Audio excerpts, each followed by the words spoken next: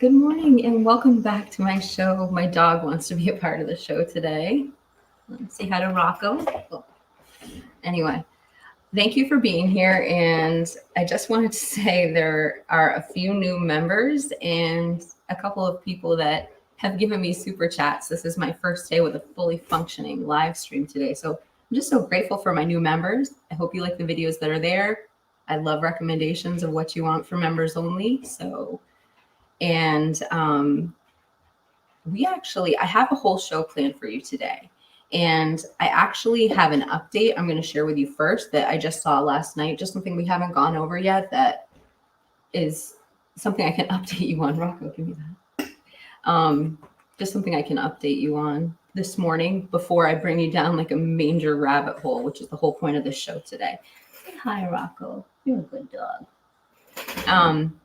So what I wanted to show you was something I saw on Discord last night. And apparently this document came out June 15th, but I haven't seen it yet. And there are a lot of people who were questioning what was on this document. So I'm going to bring it up to you and we're just going to talk about it. And I'm going to tell you my impression of what I see.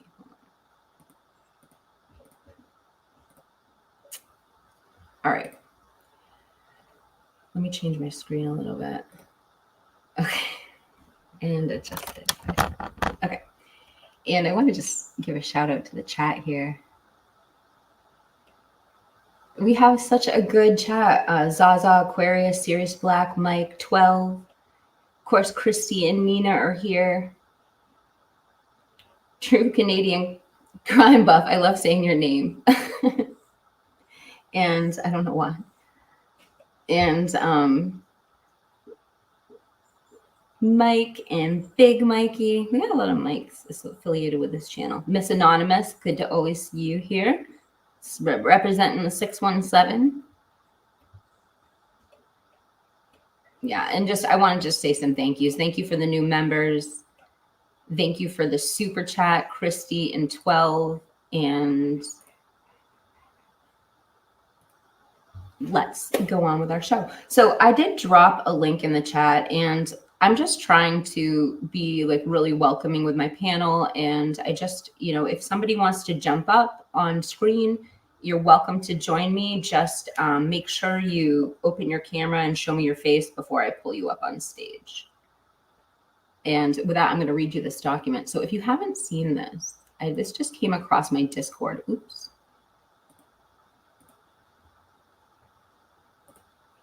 And it's called the Replacement Capital Criminal Defense Provider Agreement, effective July 15th, 2024. So what was interesting about this, what we were discussing was this paragraph 5 right here. But I actually have the whole document. Hold on. I'm going to show you what that looks like. And then we're going to just read that one page, what it says. And I'll tell you what I think it's talking about. Let me just find the entire document.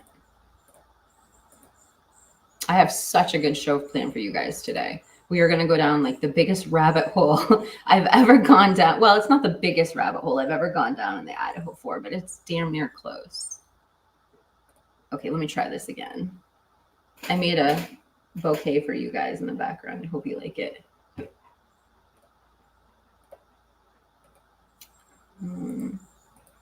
All right. So this is the actual contract that's been signed or is going to be signed. It was signed by Jay Logson on the 28th of May. And then these people all on the 23rd of April. And it still is looking for signatures for Bill Brooks, Bruce, Leslie Duncan, Bruce Matar, and the deputy clerk, it looks like. Should probably make sure you guys can see that. Oh, and let me go down to my comments to see if anyone has already seen this and has commented on it. It doesn't look like it. So I'm going to read you, go back to my, oh, whoops, that's not the right document. Oh my God. I'm sorry, I'm not trying to be an airhead today.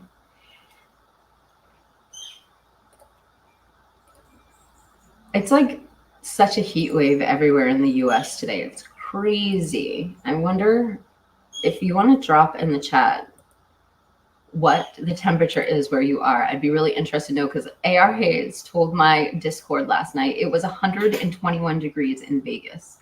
I just can't even imagine. Yeah, tell me how hot it is where you are. I'm lucky. I live in the Cape and Islands, so it's like 15 degrees cooler than everybody else, but everywhere else it's just insane. Here we go. So I'm going to read this whole thing to you, this whole first page to you. Replacement of capital criminal defense provider agreement effective oh, hold on. Let me make myself smaller. Okay.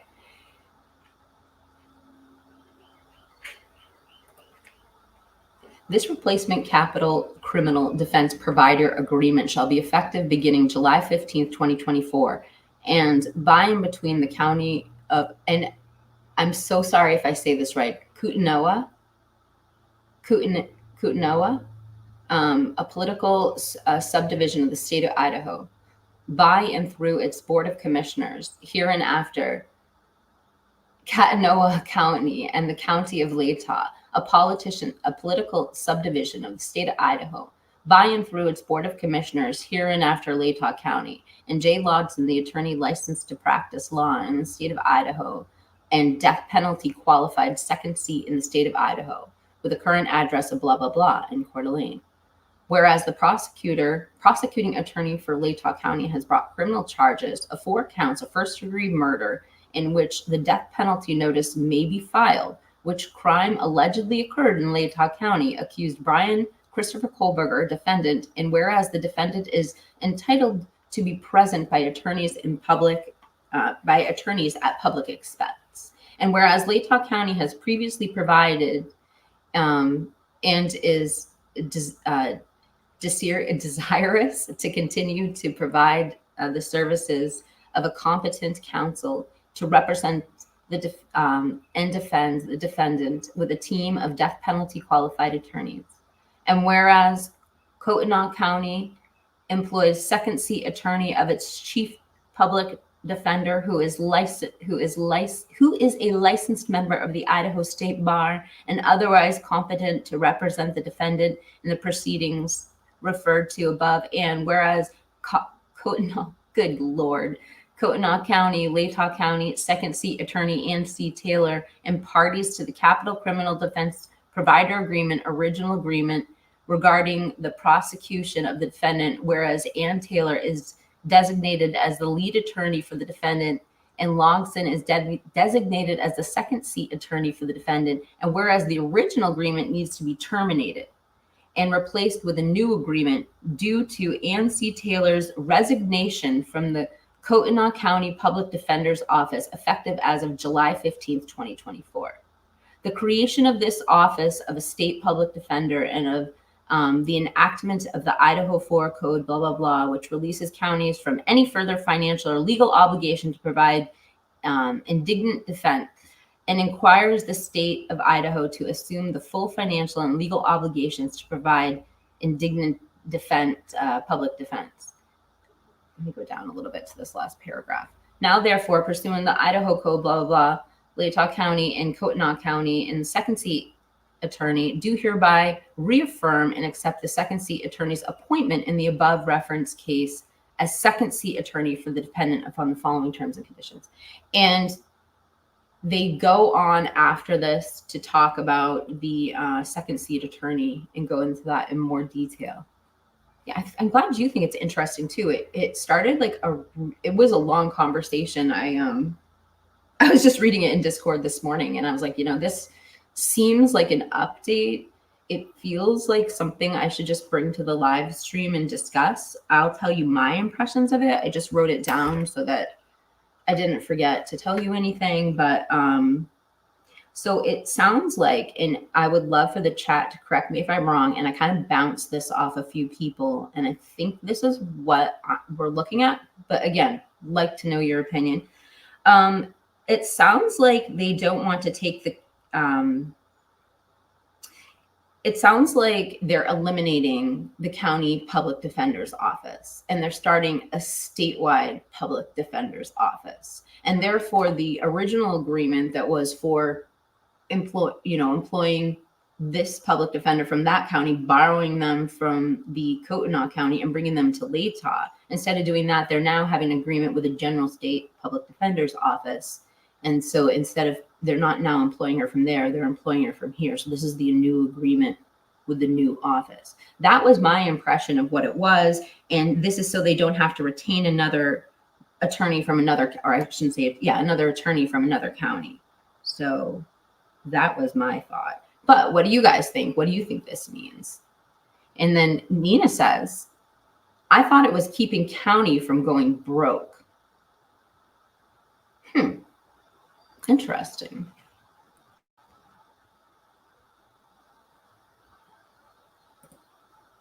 $5 days. Yeah, I hope it goes well. And then, oh, good, you're here. Well, Two Flaps for Fleas was the one who started the conversation in Discord. So thank you for the story. We appreciate it. Your dog is very cute. Yes, that's what I was understanding. So the state pays them instead of the county. Okay, this is a further clarification that we should have made, because the language after this does come from Jay Logsdon, and he was the first one. Well, he was the second one, but it's signed right now by him. Ann Taylor's going to the state. Jay is staying with the county. Big Mikey says, whoa. If somebody wants to write it out phonetically in the chat, I'll say it correctly, but Kootenai County out of money to pay Ann Taylor Group.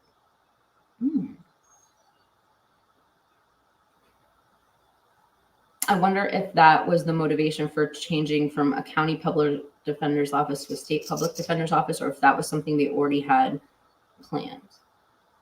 And I don't understand why, if Kootenai County was out of money to pay Ann Taylor, aren't they retaining Ann Taylor from Latah County? So Latah would be paying Kootenai because they're retaining another. I thought that's what it was. So I would think Latah was paying for it, and Latah was granted an extra, and I don't know if it can be applied to just anything, but I know there was allegedly $1 million in extra funding to help with this case to Latah County.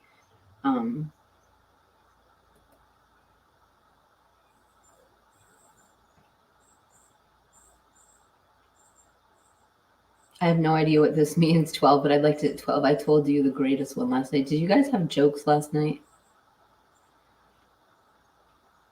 Okay, so then, okay, somebody did write out phonetically. Let me read it. Kootenai. Oh, I don't want to talk like that, but Kootenai. All right, here we go. Exactly.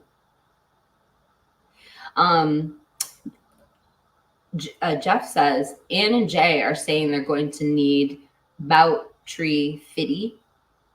About $350.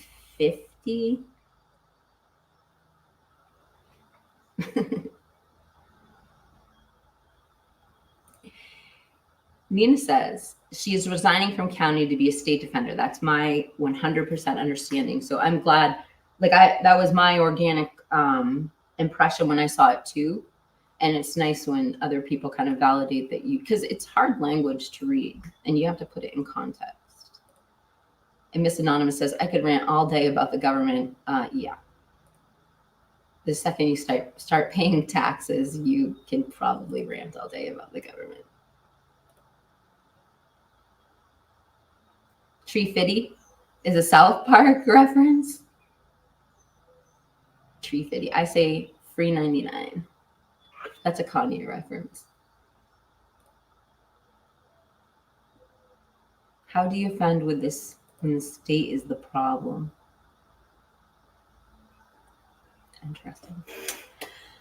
All right, we'll keep the comments coming if you have other thoughts on that. But actually, it feels like we all kind of understand this document better.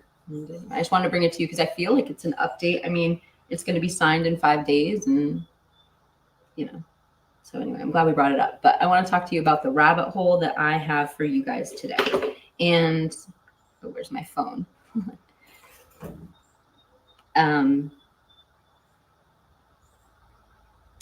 So I Whoa. Oh, I turned on the live stream on my phone. So this story I got from Mikey. Hold on.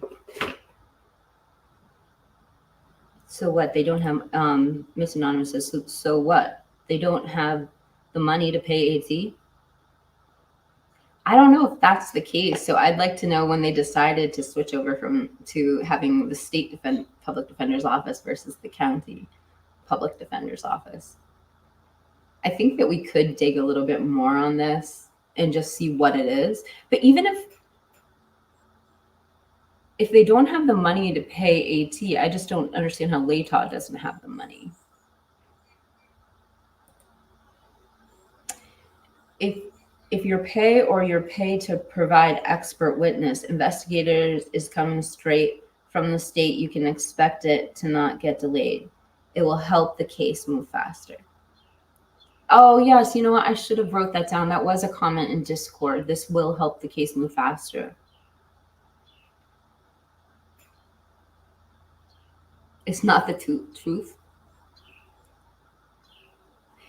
And Big Mikey says, I hope this means Ann Taylor wants to move case to Coeur d'Alene. And the Coeur d'Alene address was in that document. Did you see what happened with Karen Reed Trimrail? And oh, I know what you mean, the trial and the judge lying about the verdict? No, I stopped following Karen Reed because there's just so many confusing and frustrating parts to that case. And I kind of took a page from the other locals because I'm technically a local that let's just not talk about it. And so like if you go to a store in Canton, they'll be like, I've been instructed not to, even like a cashier, they're like instructed not to talk about it. It's just, so I'm taking a page from the locals. Happy birthday. Hey, good morning, John. All right. Any other? Oh, here we go. Miss Sentinel. The federal district court is in Coeur d'Alene. Oh, wait. Count 1 and 3, not guilty. The judge said it was deadlocked. Oh, that's interesting. But is that just a general term? Like, is it like you have to have unanimous all like? I don't know. I know that the general consensus is that she, in some capacity, was overcharged when anybody talks about it. The person who I think has been a pretty good defender of her that I've been watching, like really, really insightful, incredible arguments is Peter Tragos. So if you go check out Lawyer, and some of his breakdowns, like he has been really outspoken about some of the issues with that case. And it's surprising to hear a professional, lay so much criticism down on that.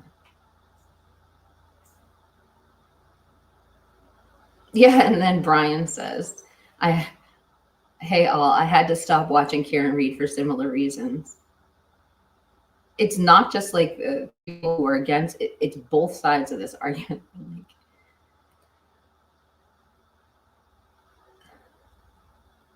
Just being disruptive. Yeah, that's okay. Okay, and then Miss Anonymous. Obviously, if you guys don't know, 617 is she's a local, so she has the scoop on this. Yep, she was found not guilty on 2 out of 3 charges at the deadlock and was split 50-50. Judge lied about the number 2.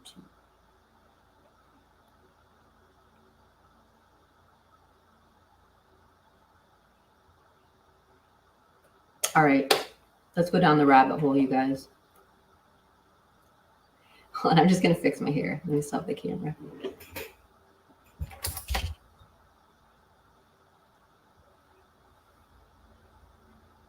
Trying not to fix my hair on camera because it really pisses people off.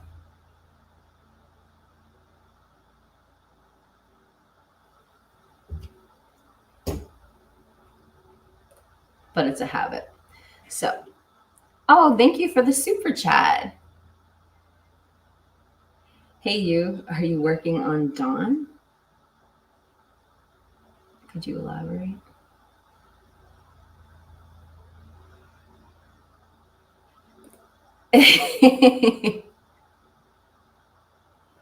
I need a photographer to tell me what to do. Oh, Canadian true crime buff. Thank you for the blessing. We appreciate it. And then, hey, thanks, Big Mikey. It's not a beauty contest, it's true crime. That's what I tell myself. On the evidence to date and the way it is going to date, this case never goes to trial. BK walks before trial. But I always wonder,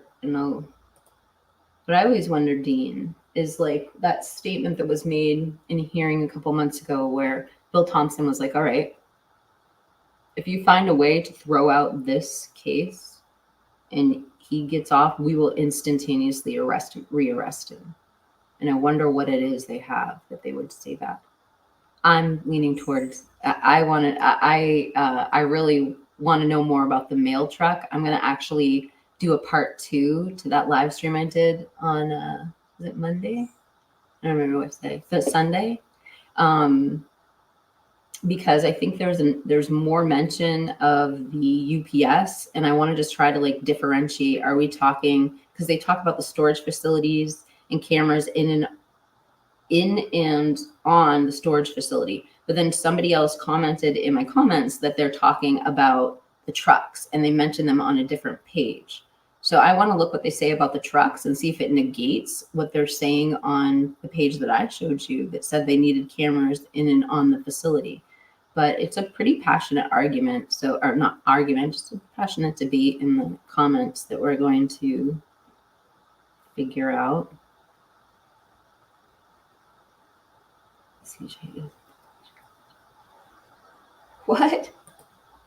CJ is in detention? What happened to CJ, you guys? Hi, CJ. Been a long time. I think this will make the trial even if it's not guilty. Yes, I think it's going to get to trial too. It would have been thrown out now. Okay, Brian says he just sent me Don Daniels' search thing. Why don't you guys, we have such a rabbit hole to get down. We got to get started because it's going to take us over an hour to review all of this material. But I am going to look really quickly and I don't even have my email pulled up, Brian. Well, we're gonna be continuing this segment. I think that it's really humid where I live, so it's like hard to look normal.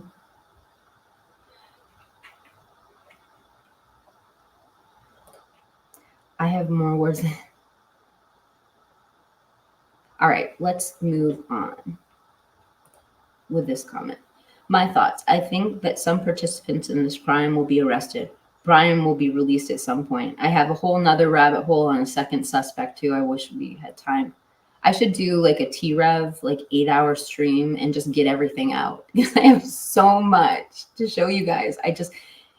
We end up taking too long on things.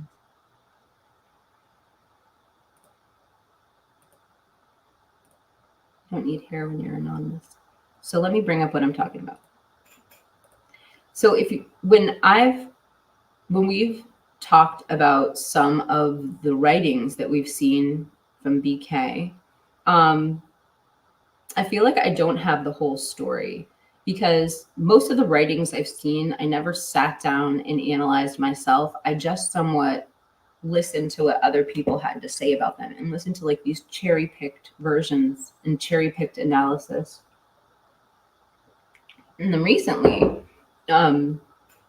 Mikey sent me like 100-page document, and it was all of BK's Tacta Talks from the Visual Snow Forum. And so I really thought I knew this subject well. I thought I had read all of the most salacious comments. I thought I had heard all the inferences, but I was wrong. There's so much to that post when you read it in its totality. So there are a couple things that you have to understand and put into context before you read it. But essentially, this document I'm going to show you, although it is 103 pages, it's not actually 103 pages. It's probably, if I had to guess, like 20 to 30 posts. And a lot of them are replies to BK. So I want to put this in context before I show it to you. So let's look at a photograph that I have. We want to know the mindset of the child that we're looking at, because yes, BK was a child when he wrote this. He was a minor. And so that right there, you have to take into account when you're reading these things, and just think about how a teenager, 15 or to 17 years old, talks. And we've all been young, and we all, we're at a point where we thought we understood everything and we spoke very dramatic, and we all go through phases. So just keep that into account when you're talking to this. I was really disappointed by some of the adults in this forum, and there are some, I feel, very negligent implications to some of the adults that were responding to him in this forum. And I have researched a lot of the things he mentioned. I have things to show you, including side effects to medications he was on. I have his rap. Because he made a rap about visual snow because he loved his online forum so much and the support group. So he made a rap song about them. I have a lot of little receipts to bring to the table to talk about that you're going to be interested in. There were also other adults in that forum who speculated other things that could be wrong with BK. So with all of that said, this is not what I'm trying to show you. This is the diet that Brian tried to convince everyone in the forum to go on. But yeah, so if you've never seen this in its totality, I think it's worth it to just sit down, read the comments for yourself, and then analyze them. And the first thing we want to do is put it into context to see so you get an idea of where he was at in his life when he wrote these. So let me bring this up. So I showed you this article that mentions Brian's childhood friend, Bree. So these tap to talk comments were made online between 2009 and 2011. And my question was, when did BK become sober off of age? And when was he using? And there isn't like a really defined time, but we have some clues. So I believe, from what I've looked at this morning and last night, that he finished, by the time he finished this forum, he had already started his weight transformation, but he had not started with hard drugs yet. And then Nina says 2016, and Nina actually gave me some receipts that I'll pull up too in a second. Yeah, I would say I actually was impressed at his confidence in the way he spoke in this forum. But it's disappointing when you see the direction some of these comments went. And I mean, I do have some opinions, and I'll share them at the end of what I kind of think. But I don't know how much you can glean from it. Oh, 24. Oh, we're talking about likes. I might be wrong here. All right. So no, we're obviously not. Let me bring up some receipts to show. So I'm showing you this picture. This is 2017. The reason I brought this picture up. So this was from an article Jeremiah sent me regarding Bree, his friend. So this is at a wedding in 2017, and allegedly he was clean at this wedding. Let me go back up. So there's this photo right here, Brian Kohlberger, 2017 wedding. Friends say in high school, Kohlberger was overweight and bullied, but that changed when in his senior year, Kohlberger lost 100 pounds, and a lot of people noticed the huge switch in him. And then we have this picture. There's no year on it, but Bree stated in an interview, which I saw on the Drunk Turkey show, that she stopped hanging out with him once he started doing hard drugs. She, refamiliarized herself again with him in 2017, but she stopped socializing with him when he did hard drugs. She said it was a really funny guy. This is a photograph of them like goofing around together. And this is prior to the drug use, because we know Bree didn't want anything to do with him when he started doing drugs. Let me bring up a couple other things that Nina sent to me this morning. And it's worth it to get this in our heads so we can see who we're talking to. We can see who we're talking about, because I do believe that possibly his drug use came from this forum. And I will tell you that it does appear to me, allegedly, that some of these people may have been responsible for steering him towards drugs. He was also on some really heavy medication that we're going to talk about as well.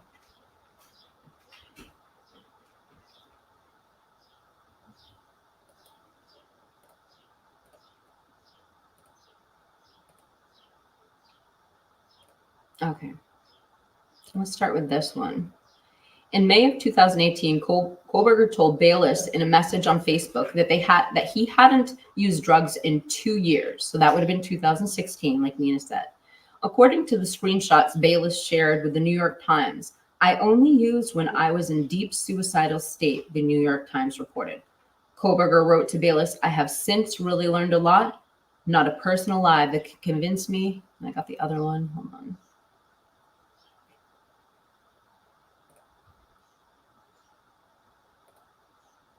Why am I on full screen like that?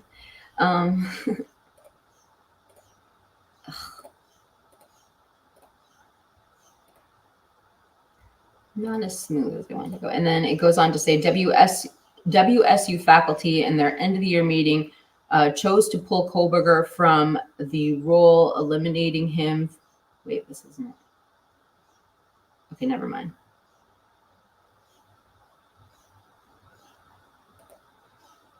I guess I had the wrong screenshot pulled up.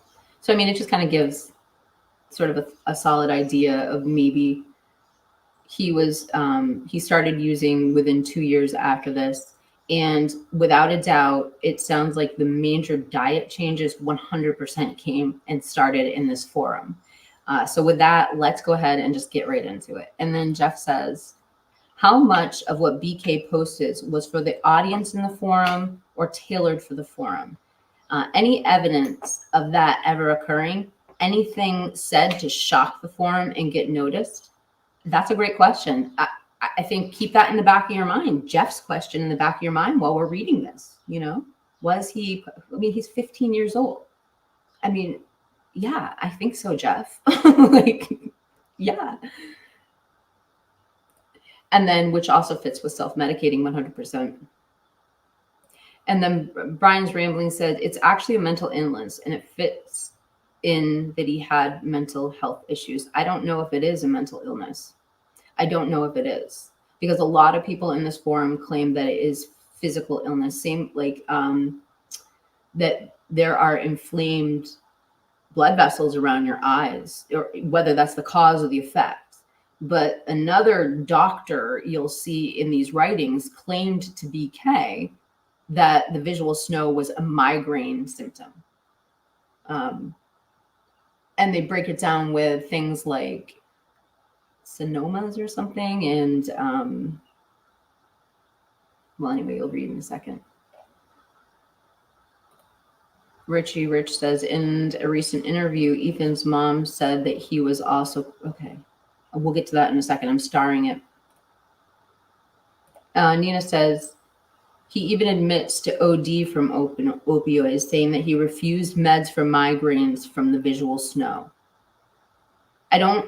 He might have refused the migraine meds, but he definitely went on meds that made his visual snow worse. It didn't cause the visual snow. He had the visual snow before he started the medications, but he definitely went on. One of them was Topamax, which I have pulled up, and I have all the side effects too. Good morning.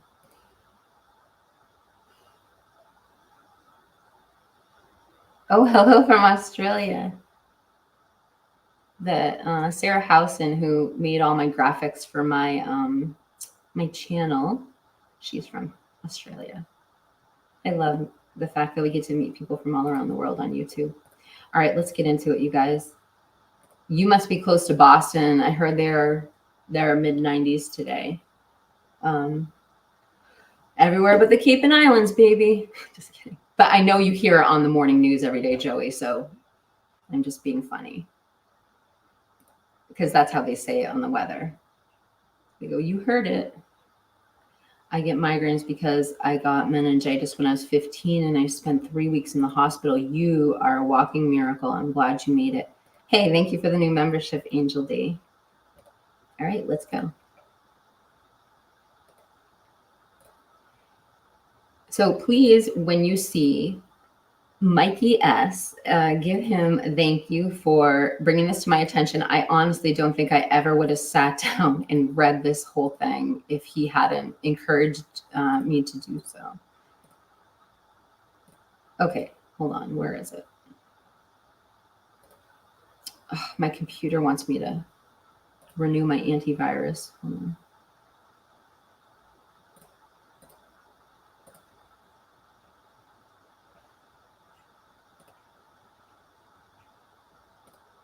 Here it is. No, where the heck is it? Oh, here it is. Okay.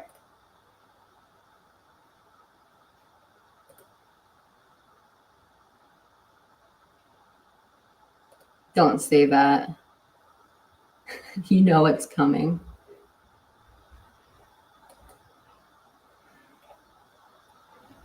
So if you can see in the background, there's a watermark. And so this came from Hidden True Crime. If you don't know who they are, they're a husband and wife team that have a YouTube channel together. She's a psychologist, and I think he's maybe a detective or something. Maybe he's anyway, they're really good. So please visit their channel. I want to give them credit for filing all these or getting all these together. And I'm going to minimize my screen so you can read the words for yourself. And we're going to start on page 31 here because that's at the beginning at 2009, in 2009.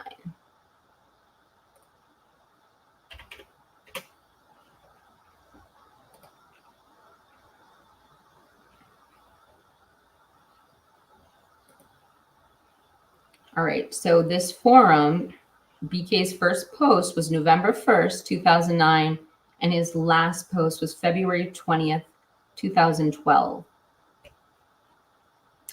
And I'm going to go down and read BK's, all of BK's responses. However, there are a handful of additional comments that are just interesting that I'm going to read to you too.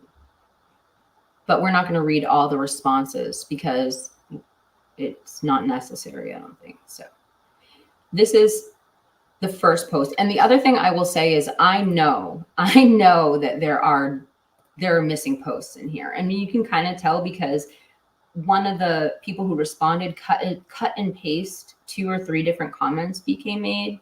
And I can't find the original comment that it went to, but it was obviously cut and paste before and after that.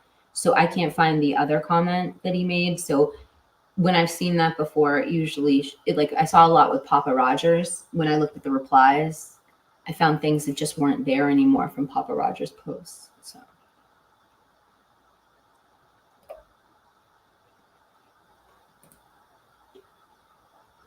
All right, so BK's first post. Can a migraine auras cause this? I know that visual sensitivity to light had to do with it, but after migraine meds, is it possible this will disappear after a while? I am 15. In 21 days, I don't want to wish I'm dead because of this horrible thing. Other questions. Do you ever feel like you can't see something though you can? And right there, this first question keeps coming up, which is, I'm sorry, but this question, and I would love if somebody has some insight neurologically, but other people have responded with my instinctual response to that too, which is this does not sound like visual snow. this sounds like a cognitive thing, because there's a constant reference to looking through words or not being able to see the words, but it's not about the sarcoma, whatever in front of your eye. It's about a ability to focus on what you're looking at. And then he makes another reference after this about wanting to say something and a different words coming out. It's really interesting. Anyway, I'm sorry to already interject myself.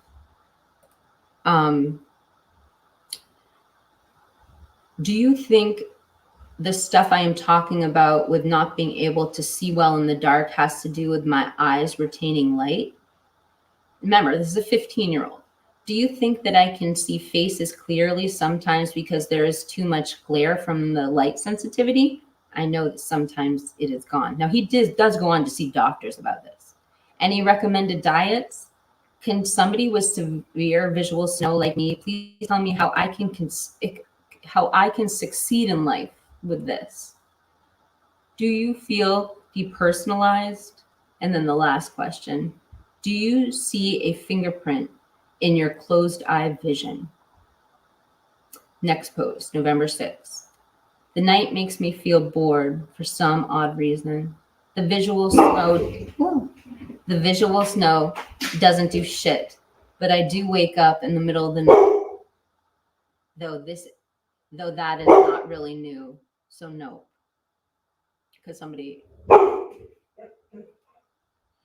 yeah, am I sleeping with, and then a person responded agreeing with him and validating him. Come on, you guys.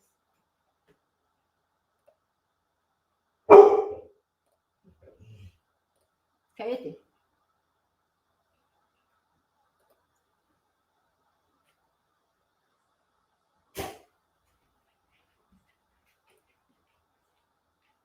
Next post, November 6th, same day. Well, obviously there's a medical reason. We don't just know what it is. How long did it mostly took to go away when you woke up? Hours or minutes or seconds? This is what Dago wrote to him. And he writes back, usually 30 seconds. It got better now from that, so I took like 4 hours this time, LOL. And he gets a few more responses. Next post on the same day. Sometimes, newly so, I will probably increase. And my peripheral vision, mostly left, it seems to flicker. Something major is wrong with me. And then another person says, no, I've had the flickering. And another person says, I have constant flickering in my peripherals, very upsetting, no answers. Then BK says on the next day, it seems to be my left eye peripheral, flicking like when you look at the sky, but it is ignorable. I thought I was losing my vision, but nah, it's just the flickering, LOL. Next, he says, same day, when you look up at the sky and it is severe, do you ever experience that in your peripheral vision? I noticed it and I thought I had some light in the vision, but it was just the snow, flickering like usual. Next day, it is 24/7, but I feel like it is deteriorating my peripheral vision. It started after I woke up with severe VS. I'm going to call visual snow VS from this point forward, you guys. I think that maybe there is a pill that will at least stop this stupid VS. It is almost like there is a film with like a black shade with like flickering over my eyes, and it is not even there in my right eye peripheral. Please help, because this is not just visual snow. It is like flickering black bit. Like when you look at the sky, I was forgetting about it and not worried, but now it is new. So WTF. And then people are telling him to go see the doctor, go see the ophthalmologist. And then people are telling him not to stress about it. The next day, he says, on the left side of my peripheral vision, there is like a point where you pass something and it gets deformed slightly. And as if something flickers over it. I can feel this somehow in my eye, but I will be seeing a neurologist in 4 days. And since I saw a doctor a month ago and no eye condition develops like that, don't tell me to see one. Yes, I saw an ophthalmologist and an optimist and a WE. And then somebody goes on to suggest maybe it's blind spots. And then Brian goes on, and that was Then he doesn't post again for almost 3 weeks later. And he comes back. This must be after his doctor's appointment. And what he's about to tell you, I will say from my minimal experience studying visual snow, this is a pretty common,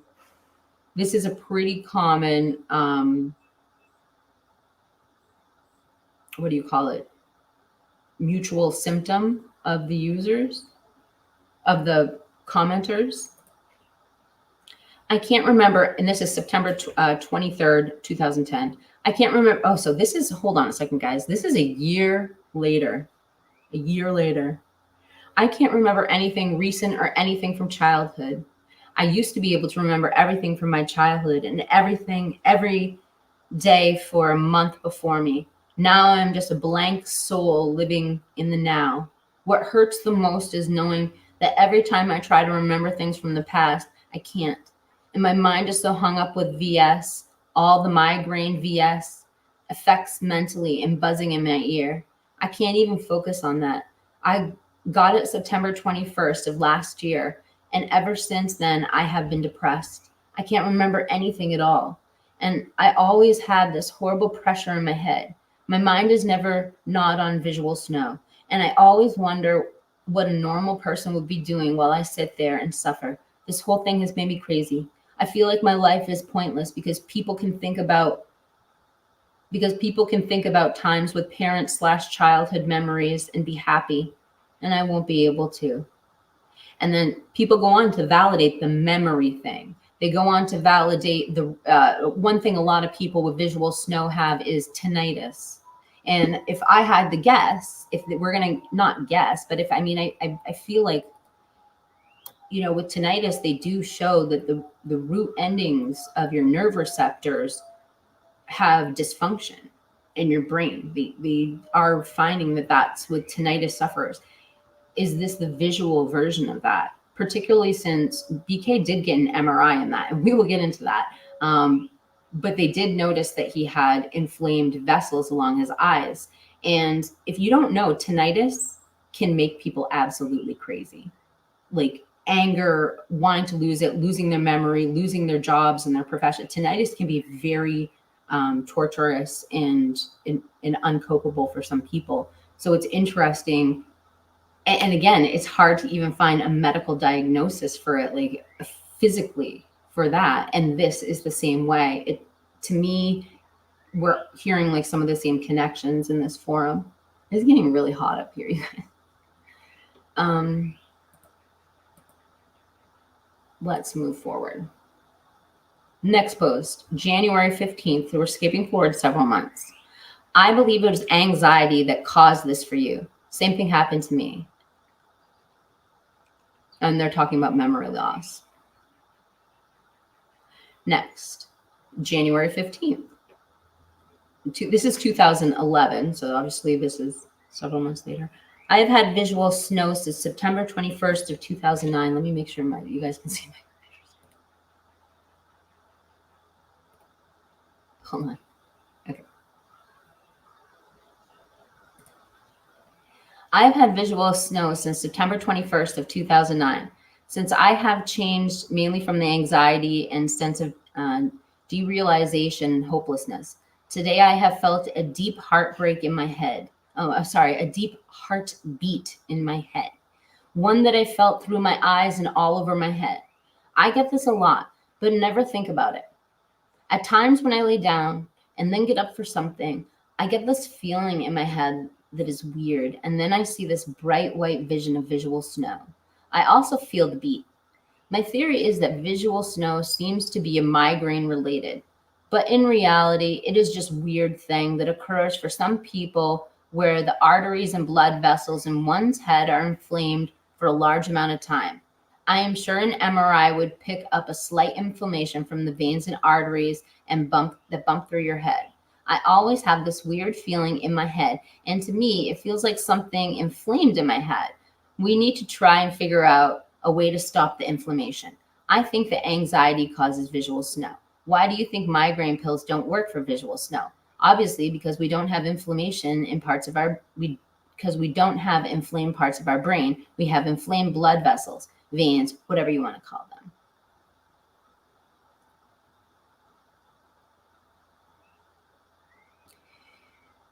The one thing I will say is, when I keep telling you this is a 15-year-old kid, it's because he is so clearly impressionable. So he hears that there's inflamed blood vessels and arteries, and then he believes that the mission should be to stop inflammation. It sounds like a realistic approach that a teenager would have, to find something and go, head first into this to see if they can fix it. Or maybe even someone just so desperate they would dive head first into anything. But he really runs with the inflammation thing.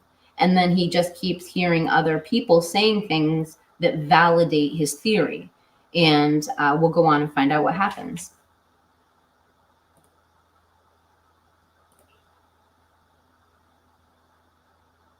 And then the people are saying, you need to keep following up with us. People were really worried about him.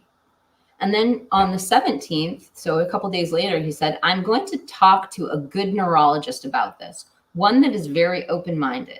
I think this really is the cause. And to rainy days, yes, when I exert myself, I get the pulse vision too. And other topics people have said that we felt weird saying in their jaw, a weird feeling in their jaw, chest, and no explanation. Well, it might be the arteries being inflamed. It could hurt very bad. This is serious. This seriously could be an issue that is underdiagnosed or undiagnosed. And people go on to really validate this, like heartbeat in the head or heartbeat all over the body. A lot of people in this forum feel. 2 days later, he writes, I believe it to have its nerve roots as well as its vein roots / arteries. It seems to be a disease we all have, is some type of inflammation disease. In this case, it would be easily treatable.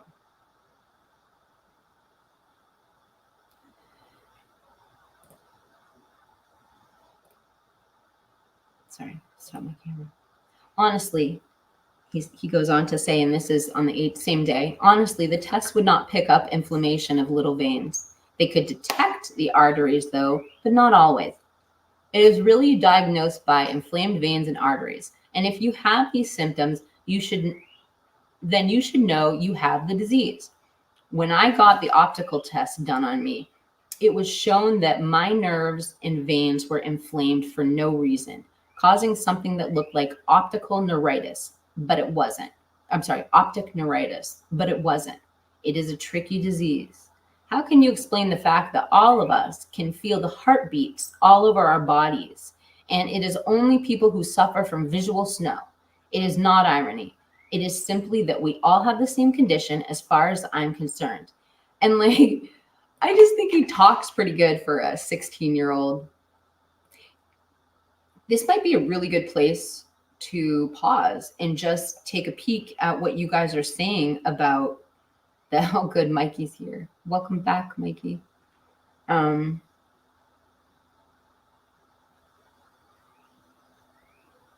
haven't looked at any of these yet.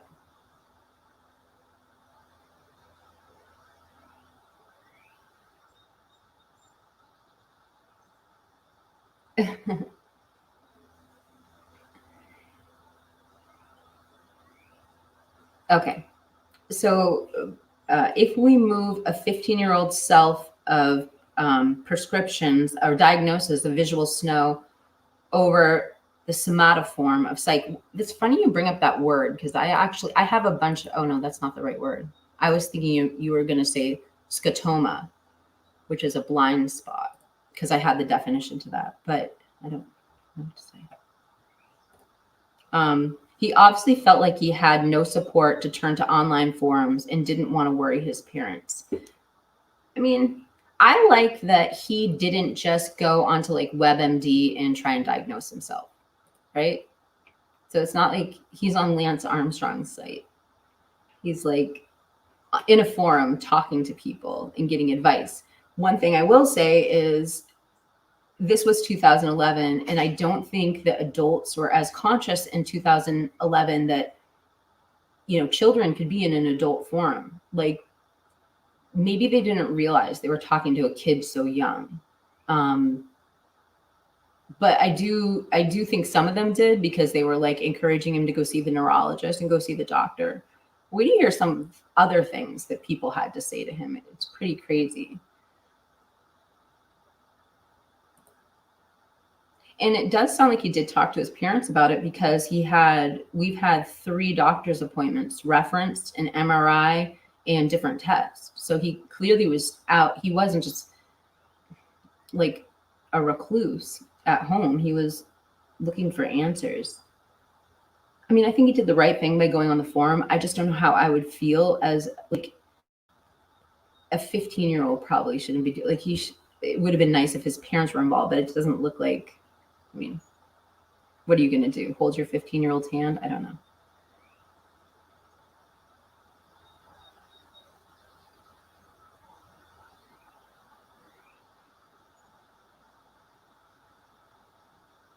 Better not take Cialis.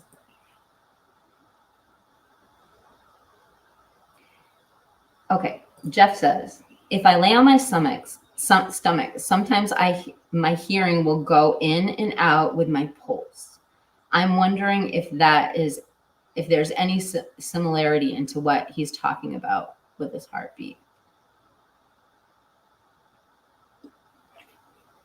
I mean, I've experienced that with cardio, or like if you're really scared,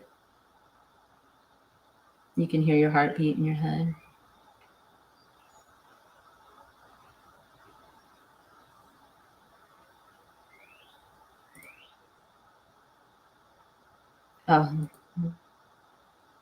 I see a long comment, and I think it's something insightful about what we're talking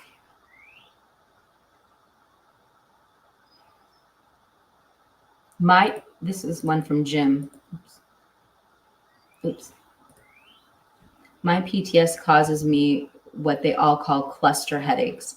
Cluster headaches are very rare. I know, because one of my favorite family members, who's probably watching right now, has cluster headaches, and they were cluster migraines, and they're so rare. And it's hard to even find a doctor that specializes in the actual cluster headaches. They're a very specific type of migraine. And there actually are treatments for it now for the cluster migraines. They have a new drug that came out several years ago. At least I think it was in like 2000. At least in the teens it came out. But I hope you have treatment for that. And I wonder, do you have any visual effects? Like I've heard from people with cluster headaches, they have to cut all light out of the room. And it's very clear, BK said that he thought the migraines and the visual snow were related. So he brings up the light sensitivity. He says his eyes are retaining light. I mean, it's a 15-year-old talking. Do you have that light sensitivity too?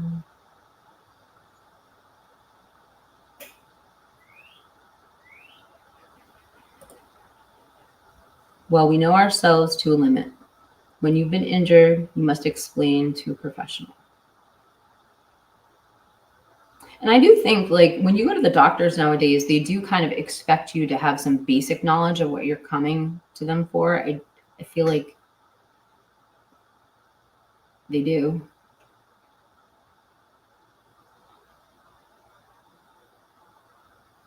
All right, let's get to the rest of this. I think I got all the comments. And then I just wanted to I just got a screenshot. I just want to bring up one of Mikey's comments so you can see who gave us the story. Thank you, Mikey.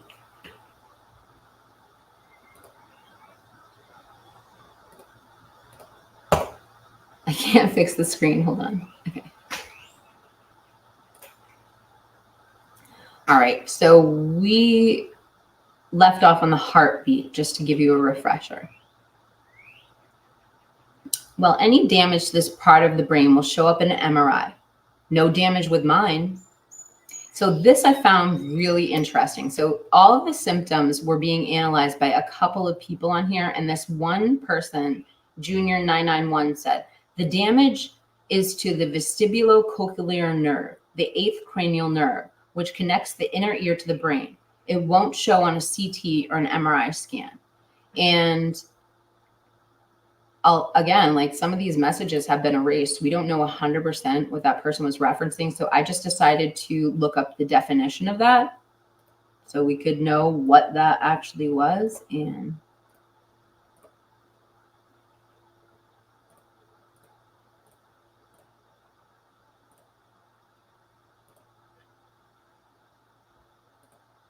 I'm just like really slow. Here it is. Damage to the it's lesions. So lesions of the cochlear nerve or the cochlear receptors result in the central or nerve deafness, where damage to the vestibular division produces dizziness, rapid involuntary eye movements, loss of balance, nausea, and vomiting. So I happened to work in a place that did this type of vestibular rehab for a long time. And just to get an appointment in this facility, there were times where there was like a 3-month wait to see the therapist there. And this type of therapy for vestibular, something similar, was so serious and so the symptoms were so dramatic, were on like instantly onset and dramatic, that we had agreements with doctors' offices that if they had any vestibular problems, we would get them in that same day, if not within a couple hours. Mainly because people suffer with vestibular issues for like years and years and years and don't realize that there are ways you can physically not just treat them, but almost fix them. And it's done through balancing your the crystals in your inner ear. It's called vestibular rehab. And you do it through the realignment happens with eye movements. Like a lot of people will say they need vestibular rehab and they'll go online and they'll like go find some vestibular rehab they can do. But it really has to be done by somebody to you. And so anyway, I just felt that that was interesting when I read what this person thought it was. And that if you don't know why you might need vestibular rehab when you have vertigo, or what they call vertigo, it has different names. You get dizzy and you can't walk, you're nauseous, you're unfunctionable, you can't drive anywhere, you can't do anything, you can't even stand without feeling like you're going to fall over. Sorry, the whole room starts spinning. So I just wanted to show you the definition to that before we kept going.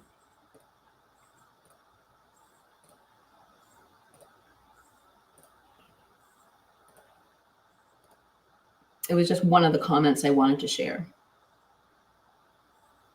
So XR's next post, April 21st, 2011. Visual snow is caused by toxins in the body. And this is where I'm getting into an impressionable 15-year-old. I guess he's 16 at this point, but let me put that on. I don't look at the screen before I do this. I'm sorry. This is where I'm going to say he's impressionable, because first he hears about the inflammation. And when I say impressionable, I feel like this is typical teenager to me. And he got an idea put into his head and he runs with it. So he hears about the inflammation. He starts doing his own investigative work. And now he's decided to stop the symptoms would be to stop the inflammation in those veins and arteries around his eyes. So that's where this all starts in the form. He goes on to say, visual snow is caused by toxins in the bodies. These toxins range from yeast overgrowth, candida, and then he gives a website, all the way to fungus. Check out the link to candida. It is almost every visual snow symptom. It has almost every visual snow symptom except the term visual snow. It says migraines, which are the same thing as visual snow in my experience. They go hand in hand. Tell me how every test known to man cannot show what's wrong with us. We still see stuff. The truth is, there is no test for our toxins. We just need to rid ourselves of them. Visual snow can also be caused by chemical changes. I experienced visual snow for the first time when just waking up. It went away after 2 weeks. And remember, he had that like almost 9-month or year-long hiatus from this. That went away for 2 weeks. And then I went back to drinking coffee and going on the PC all day, and it came back. I believe I caused my visual snow by too much toxins from the sweetener I used. And I also too much caffeine chemicals. I also live in a moldy house. When something is happening in your brain that shouldn't, chemicals are being released that shouldn't. These chemicals are released because we have toxins that are in our body doesn't want. It is going haywire. If there is no cause for our body release, if there is no cause of our body releasing chemicals, like a simple condition, then this is the obvious answer. This detox diet has been used to cure many diseases and reduce the side effects of cancer, diabetes greatly. My friend went from 8 shots to 1 shot of insulin. He stopped, but he could have continued it even more. How to do this diet, and then he gives the website. Don't go to the doctors for the detox; they rip you off. We are lucky as people with visual snow. I have had ALT heat tests done. My neurotransmitters are fine. My brain is healthy. It's just toxins. The video explains the reality. So you guys, I haven't watched the video, but I have it. If you guys want to watch it, and I think you do, because I do. I didn't want to watch it until I got here, and I have a feeling it's going to be like a marketing video, so I'm just going to, skip through it. We'll listen to it on like 2 times speed. Okay.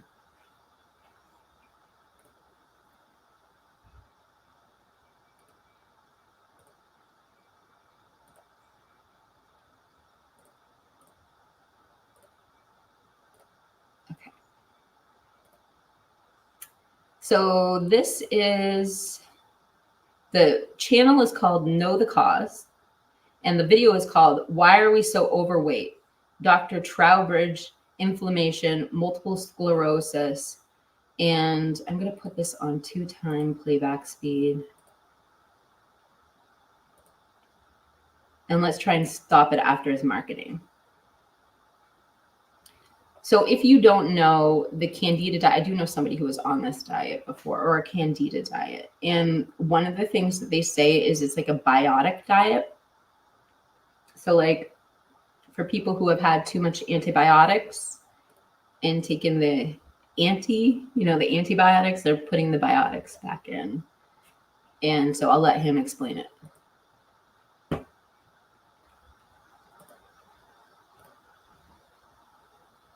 Antibiotics are one of the most important and growing public health problems worldwide. And there's that word, obesity. Wait a minute. Antibiotics can induce obesity? Let's keep going. Scientific Magazine, 2013, the obesity plague in antibiotics. Can the growing obesity epidemic be linked to overprescribed antibiotics? And in their defense, they kind of said, we don't know. Kind of weighed this one way, weighed it the other way, and we don't really know. There have been studies, folks, that go back to 1954, military recruits, Navy recruits. Half were given antibiotics every day and half were given a placebo. And those who took the antibiotics, by the time boot camp was over, a few months, they had gained a lot of weight, significant amount of weight, okay? How do antibiotics add weight to our bodies? Well, you and I know that antibiotics in the agricultural world are called growth promoters. We humans often receive tiny amounts of growth promoters over decades. The doctor prescribes them. And then we wonder why we're overweight. But is this our fault? Whose fault? Who can we blame this on? Lose the weight. There's a way to do this. Lose the weight and don't blame anybody, okay?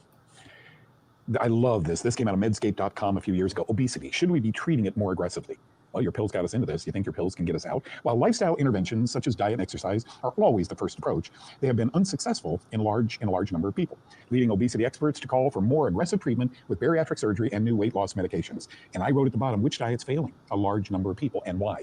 It certainly isn't. I'm just going to bring up one thing and why this might have been, and this is just speculation, I don't know, but like hearing this introduction to this video, the impression that I'm getting is this video probably meant more to this 15-year-old kid than the rest of the people in the forum, because the emphasis is so obviously on weight loss in this video, and we know that he had an obesity problem.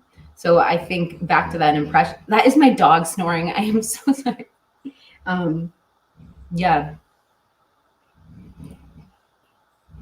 A diet that starves fungus. Antibiotics, penicillium is the mold. The mycotoxin it makes is called penicillin. Okay, all of a sudden we take lots of antibiotics and we find that at 3 years old, and at 6 years old, and 12 years old, we're gaining a lot of weight. Your doctor isn't going to put those two together. I am going to add one thing to Miss Anonymous's comment. Stop it, Rocco. Wake up. I am going to add one thing to Miss Anonymous's comment. me find it again. The visual started before the drug use. I will say it sounds like we're talking about psychotropic drug use. Okay.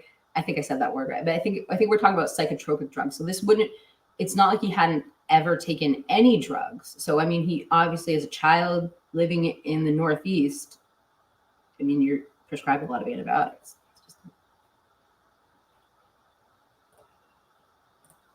But when they say before drug use, they're talking about the psychotropic drugs. That's what I meant to say.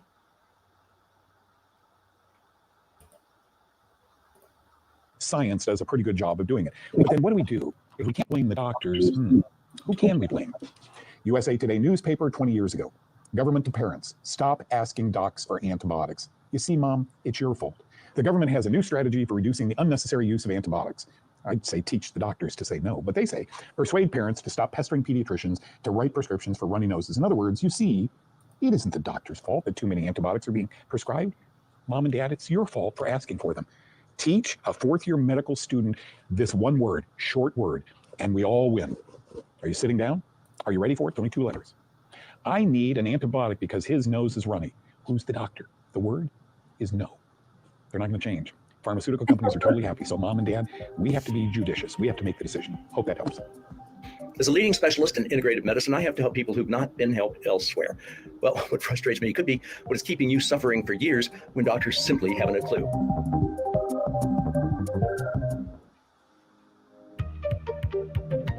Howdy, Dr. John Trowbridge here from Houston. I need to share what frustrates me when people suffer and die long before reaching older age.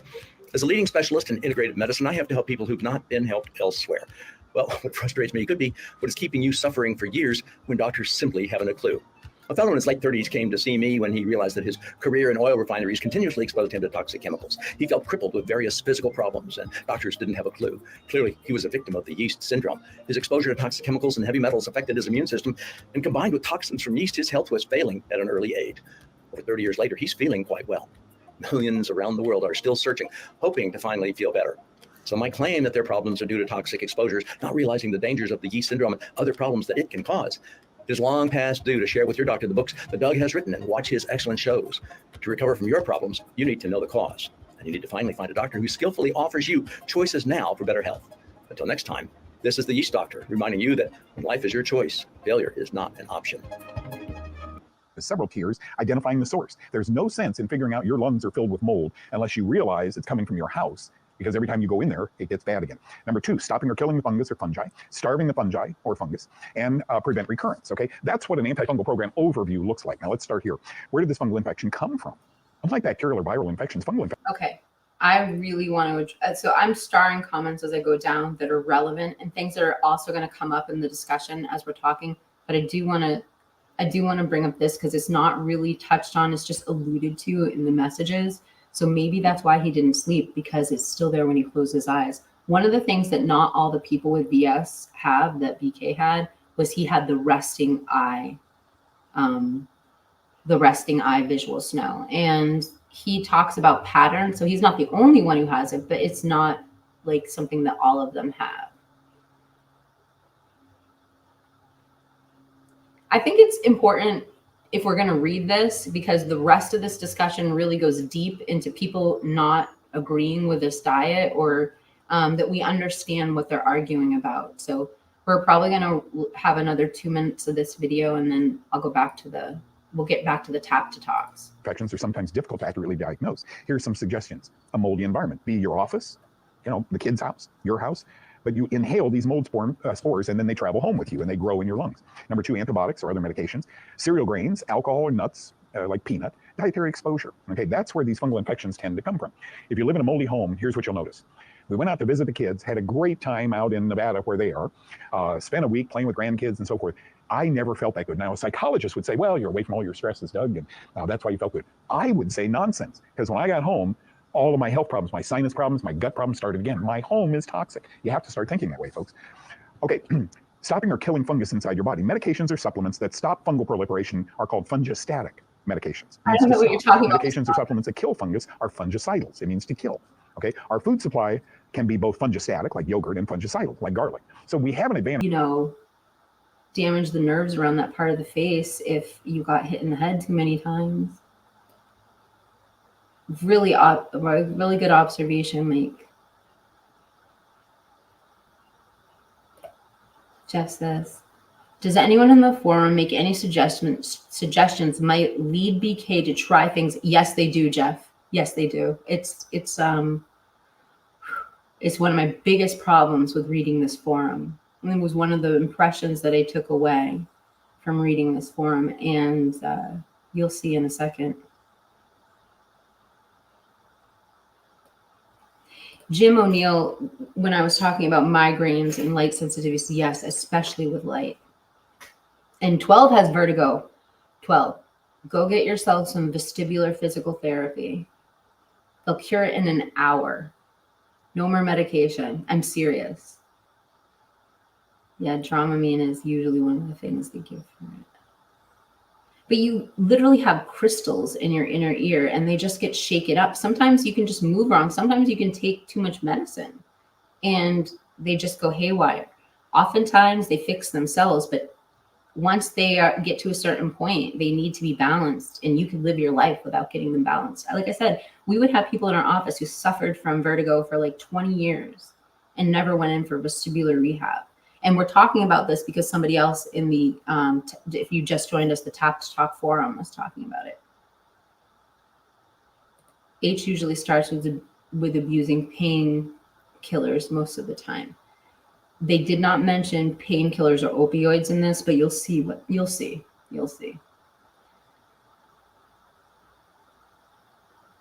All right, I'm going to stop the comments right there because we just have a lot to get through. So we're going to go back to the Tap to Talk now.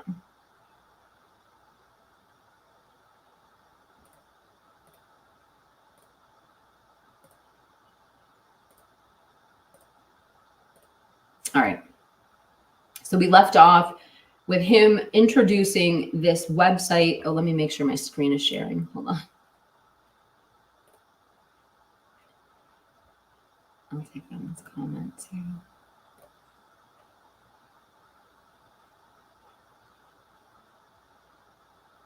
Okay. And then this person, they start talking about the diet. Someone suggests it's a paleo diet, and Brian says, there are certain things. Oh, this one, you guys, and I am not trying to infer anything, but this really creeped me out. Just take a look at the emoji he uses. It's just, I'm not trying to be that person, but seriously. There is no certain thing you can eat. Oh, let me go to the actual page. There are certain things you can't eat on it and that you probably ate. Trust me, you didn't. It isn't the paleo diet. I will find out the exact diet plan soon. My friend has it printed and I lost the sheet. And then it shows that emoji.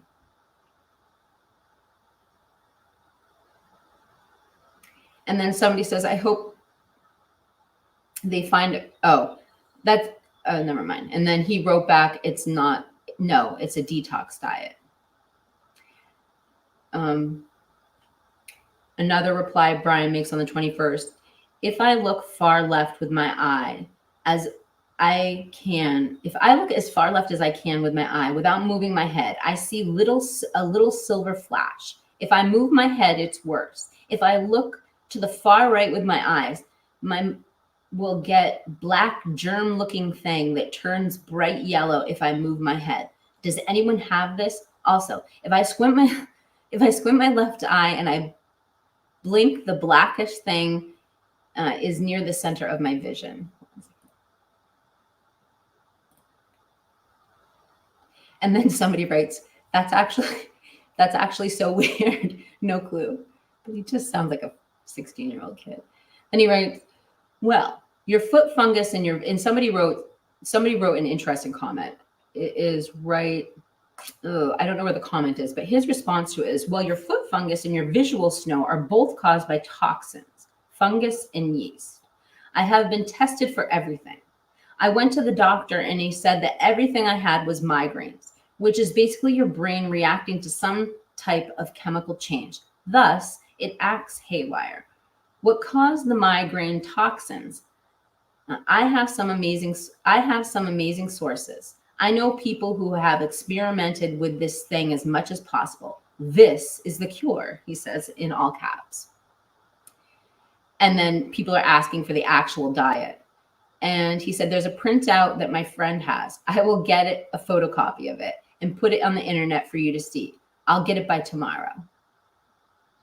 And then he writes the next, later on that day, he writes, there is a printout that my friend has. I will get, oh, that's the same thing. And then somebody thanks him for showing him the website, and he writes back, I wouldn't kill all the toxins. Oh, they talk about like basic stress relieving techniques. Like, could you meditate? Could you breathe? Whatever. Could you do this to reduce the pain? And BK's response to that was interesting. He says, it wouldn't kill all the toxins through tranquility. You need to do the diet. And it's funny how he explains that to them, because he says, well, I am saying I sat in front of my PC and I got unhealthy while drinking things like that contain toxins. So when he's referencing the PC, he's saying that's his relaxing activity. But we know that if you're sitting in front of a PC, no matter what you're doing, you're stimulating yourself. You're not relaxing. I mean, that's what blue light does to your body. When I'm saying I sat in front of a PC and I got unhealthy while drinking things that contain toxins, Candida is not the only thing that I am talking about. Toxins are not alive, but they are in your body. This is all I am saying. Something in your body is not supposed to be there, hence unwanted results. And then people start criticizing him. And I think one of the issues that we're seeing is that he wrote these texts. I mean, one of these texts, there is almost a year in between the comments. So people are going back 2 years later and they're commenting on the things he said at 15 years old, now that he's 17. And I'm not saying that like that's a huge amount of time, but I mean, he's having to go back and defend why he was saying that. So that's the context of these things. He's not making an instantaneous reply to somebody in the forum. It's a new person coming into the forum, reading his progression and maybe only reading like one comment and not seeing where he started and how he got there. And so they're saying, well, you're saying there's a cure. And he's like, and he goes on to tell them he's a visual snow veteran. So keep reading. At first, and this is on April 22nd, so the next day. At first, I always felt disconnected and not there. My reading also became difficult because it's as if I looked through the words. This is where I'm getting to that cognitive things. It's weird, like I can't see them right away. That got less as and I read way above average, so I am okay. With visual snow, I think deeper. I'm a smart person, and anxiety makes you feel dumb, in my opinion, not visual snow. That's actually a profound statement. I would agree with those last two sentences. XR. Then he goes on to say that same day, in response to someone who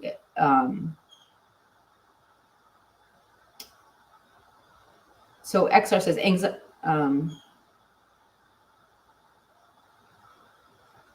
they're talking about stress and anxiety and reducing it. And he says it wouldn't kill all the toxins through tranquility. Oh, we already read that.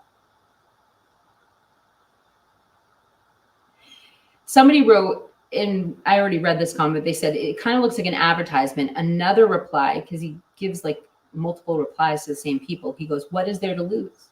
Then he wrote, it hasn't affected my intelligence at all. I have not been able to spell the same way I used to. Be a spelling bee champion. Now I'm just average. So I think he meant to say it has affected his intelligence at all. I don't know what he meant.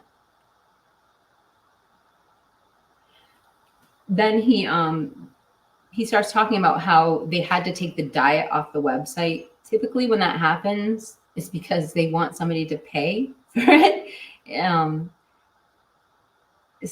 But he says that he's now saying he bought the book and he's going, gosh, I lost my page. This book contains phase 1 and 2 diets. Yeast and fungus are fed by sugar and starch. By not eating these things, your body will kill off all of the things that your body doesn't need. As a matter of fact, by the first week, you'll get started getting sick with a fever. This is proof that the diet is kicking in. You will feel better within a couple of weeks. What to lose? What is to lose? And again, somebody is bringing up the connection between the ears and their visual snow. I agree, and he's responding to someone else's comment. I agree with the blood flow part. I actually made a thread about that before. What causes the blood flow problems? It is still undiagnosed. In my head, after exercise, the visual snow increases and it intensifies, and the vein in my head pumps so hard I feel it. I think all the veins are slightly inflamed from toxins.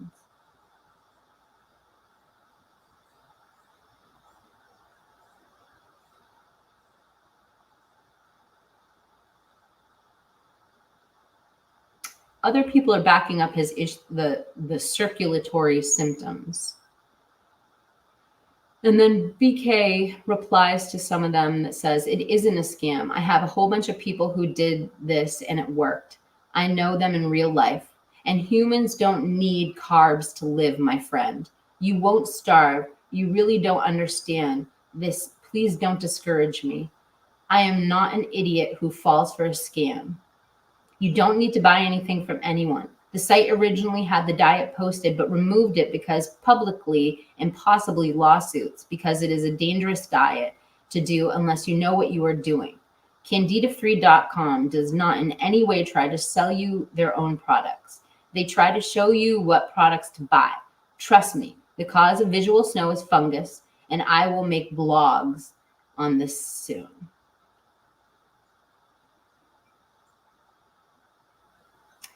And yes, ethanol, there are certain kinds that you can and can't have.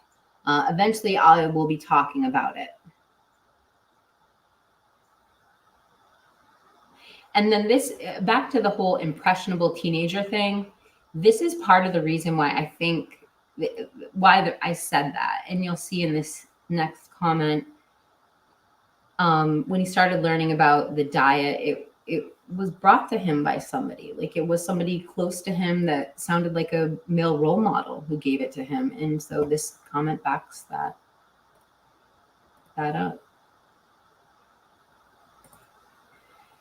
Yes, my friend's uncle, the one who introduced this to me, had tumors on his stomachs or lungs. I can't remember, but he took the diet for 2 years and they went away. He is an ex-Army Ranger and a Green Beret with knowledge of the detox diet. And doesn't that kind of break your heart a little bit?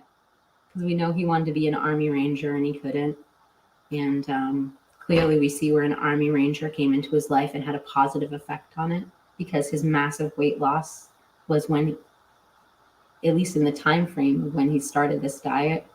That's a little heartbreaking, right? To anyone, hear that the dreams of this kid probably got crushed. Yes, those sites are wrong, but he's talking about when people just try to sell you the products, but they give you an idea of the stuff they have. In simplicity, the detox diet will fix any fungus or candida problems you have. So you can't say what I am saying is false. I am doing it and I will make a vlog, so don't worry.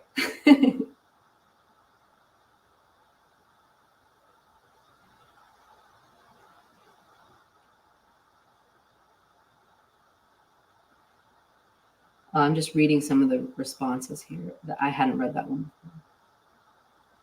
All right, let me go to PK's next post. So this is April 22nd. There was a lot of activity the end of April 2011. Okay, I denounce any relation to that site. I just posted it for you to see something that yeast overgrowth does, as well as fungus. I will vlog the detox diet and you will see. And then other people, because he's a visual snow veteran, are asking him questions about it.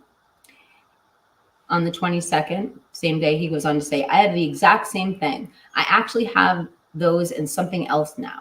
It seems like there are 3 silver circles when I move my left eye to the far right, and if I loom far left, I see one close to the end and one on the end. Weird shit, man.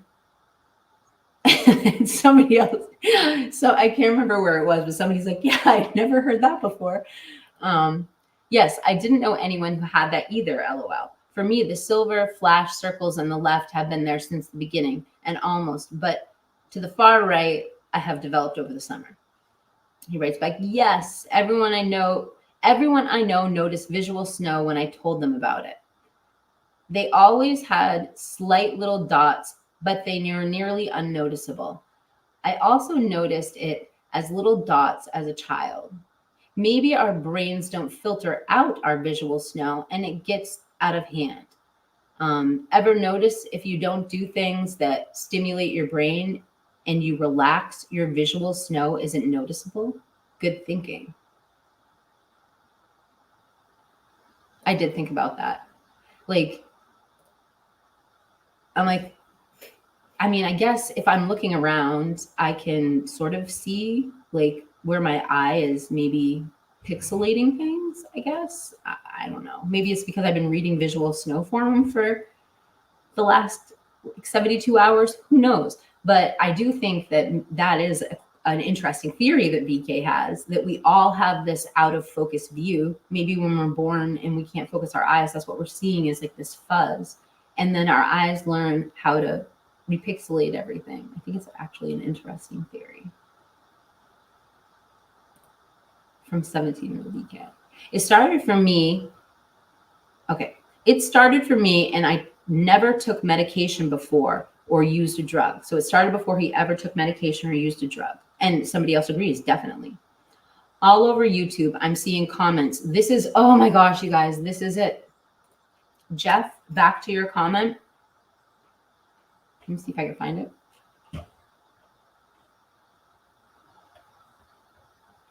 I'm going to bring up Jeff's comment while we're reading this.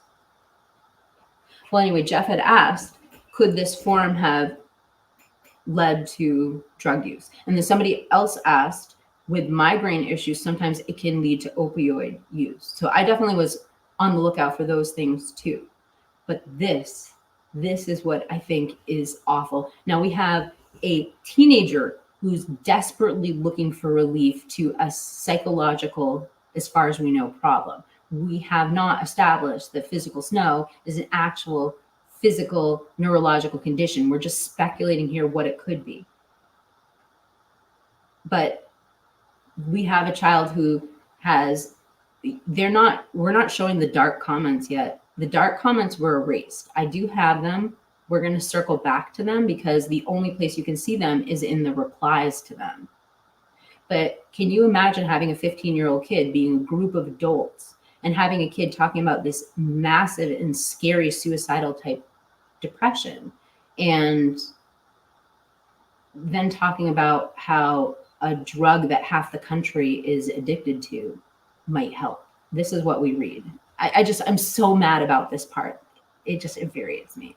All over YouTube, I am seeing comments that Xanax cures visual snow.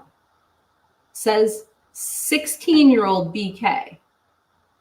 And then Tranquility says that could mean a relationship between the neurotransmitters and serotonin and visual snow, which could make sense because most people who have visual snow also have anxiety, and serotonin plays an important role in anxiety. Let me ask you guys, does anyone else here have visual snow but not anxiety?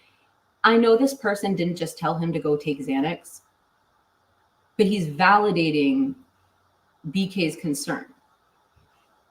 So a teenager saying that a highly addictive drug might be the answer, a drug he could get on the street, and somebody validates it there. He writes, yes, I didn't know anyone who had it either, LOL. We already read this one that came up. There's another Xanax comment that says that Xanax do relieve it, and I think it's coming up. I just want to make sure I didn't skip over it. Yeah, it's coming up, but somebody actually says to this kid that Xanax relieves symptoms of visual snow, that he's clearly has, a 10 on the anxiety scale about.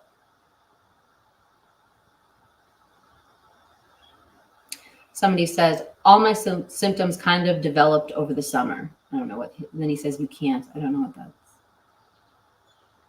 Why are you so spiteful about the diets that can possibly helpful? Oh, this is it. Okay. I know BK says on the 23rd, this is like all in this 3-day span. Okay. I know that something as Xanax is not a detox diet. I was just curious. So again, we have a teenager saying he's curious about drugs. Like, why, people? And again, this is 2011. So I brought that up before. In 2011, maybe it didn't occur to adults as much that there could be teenagers in your chat room, but it just seems so irresponsible that this person talked like this.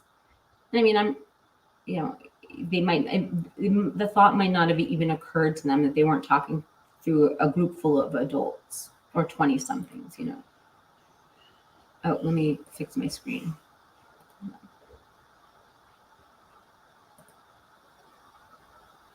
Then he writes, so Ian C wrote, Xanax is the only drug to ever actually reduce my symptoms in any way, shape, or form. Is it a cure? No.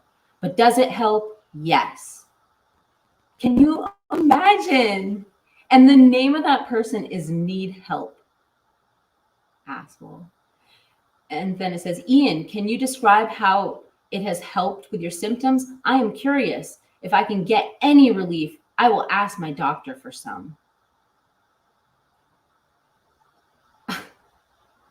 I just want to go to the chat. Is anyone else like upset about this or just me? I don't know.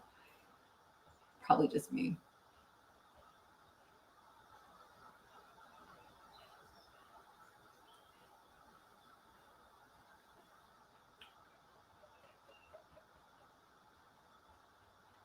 I'm just going to, I really do want to know if anyone has the same impression. I believe, in my opinion, bullying struggle is real.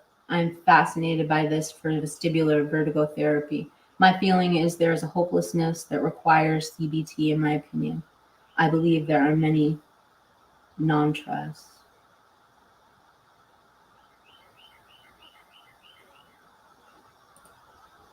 Jim O'Neill says, my cluster headaches are incurable because my PTSD is incurable. Well, we're all praying for you and sending you love and light. And if it's not curable, then we hope for longer periods of time in between your symptoms for your relief. But I really want to know, does anyone think this, is anyone else outraged by the Xanax thing?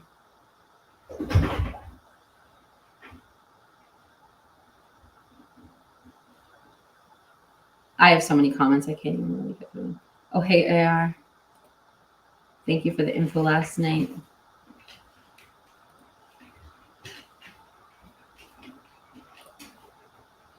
Yeah, I like this comment because this is an adult. Big Mikey saying, migraines will make you search for answers. I can understand that part. And can you imagine being a kid suffering from it?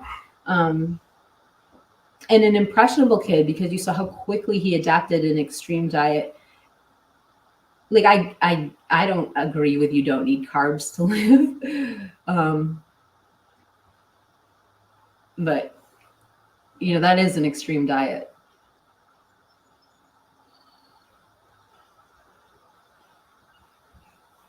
Oh my, stop. Jeff, don't tell your joke. I'm just kidding. Okay, so Mikey says, I have a friend that has PTSD and he takes Xanax.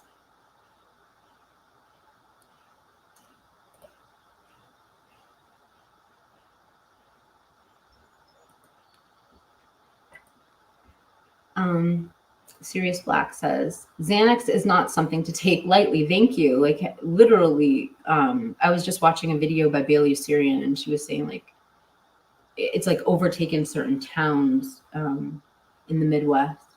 Xanax is not something to take lightly. It is a very addictive and it is the most dangerous drug to withdraw from next to alcohol. Oh, that's really scary.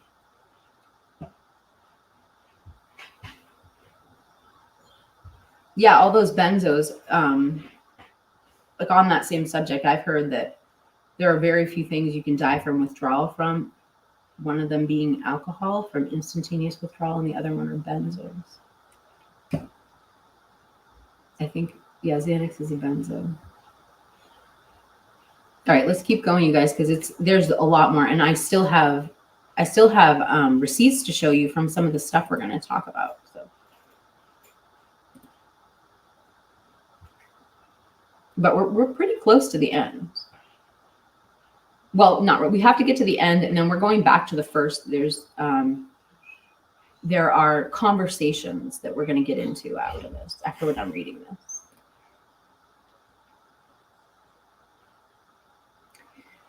BK writes on the 24th, so this is the next day. Well, don't sleep with a nightlight, and maybe this won't happen anymore.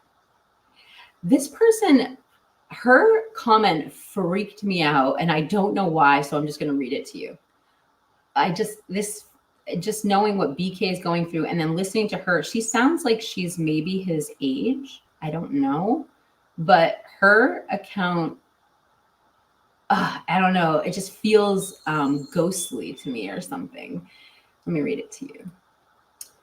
So on April 25th, Mesmerize XX writes, I hate closed eye visuals. They never really used to bother me, but they have gotten increasingly worse. Last night I woke up in the middle of the night and I saw a strange white abstract figure. I concentrated on it because I was very curious. And then it wouldn't go away all night. The figure had very sharp edges and was fairly stationary. It kind of looked like this. And then she went, it's trippy and it's weird. I hate it. I'm almost afraid to close my eyes at night. And then Brian replies to her that same day, yes, I am buying the book. I will talk to you about the diet and even print out the list of foods and whatnot. Thank you for being an open mind, which isn't hard to do when you have something as odd as visual snow. And then BK writes, same day, show him this site. Tell him that there is such a thing as undiagnosed conditions.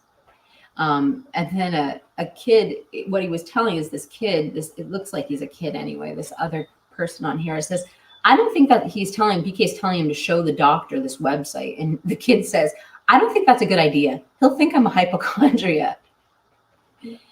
And then Brian writes, I sure as hell am, but that's nothing new, man. I have always been one until I got visual snow. Then I came pretty tough when it comes to that. Just tell him it's his job, I guess. Haha. Answer honestly because you are what you are. And then the same day he writes, stop it, Rocco. It seems to have a relation to the angle your eyes are at. For me, it doesn't happen a lot, but only for a split second at certain angles. The same day he writes, there have been success stories where people who don't have visual snow anymore. But if it is permanent, how will B come to terms with it? Edit. I know it isn't permanent, you guys. I am wondering. It seems I have pondered that thought every day of my life with visual snow. And then somebody wrote, nothing is permanent. Rocco, stop, puppy.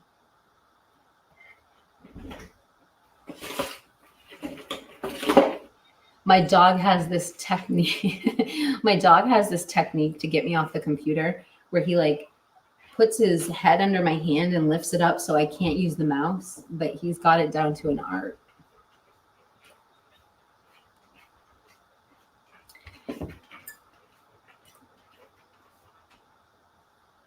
Same day, April 24th.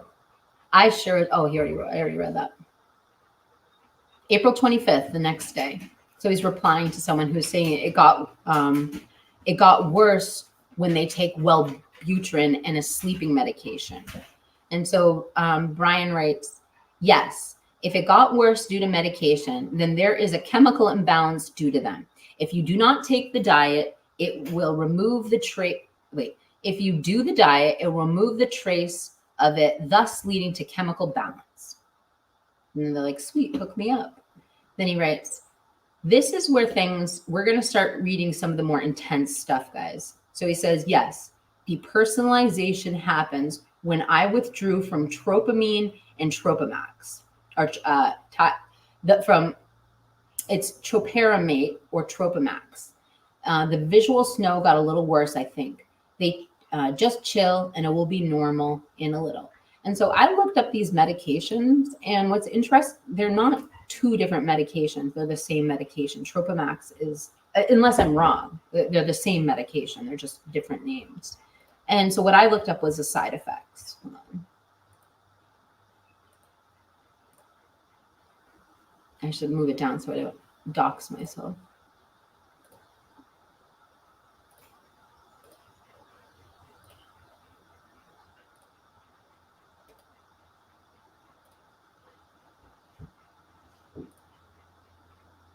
All right, so these are some of our side effects to this drug.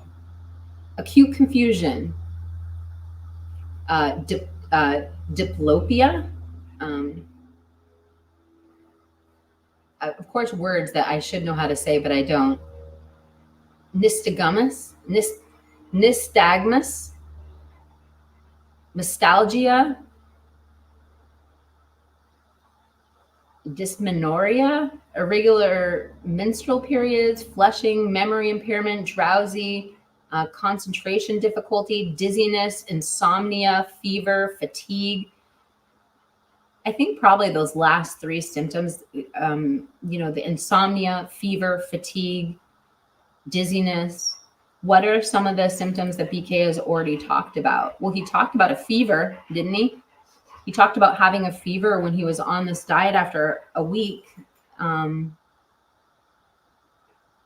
part of the diet was to relieve himself from toxins from medication. I wonder if he was on the Tropamax when he was experiencing that.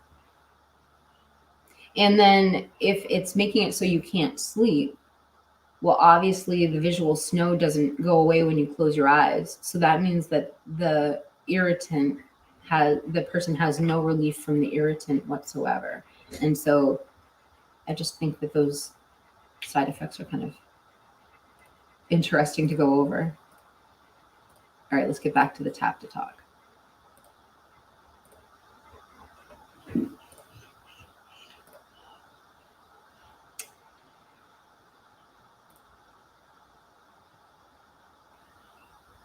And to everyone giving this a chance, thank you. I have been thinking in depth nonstop for 1.5 years about visual snow causes and cures. And like you said, Matt, it does hit home.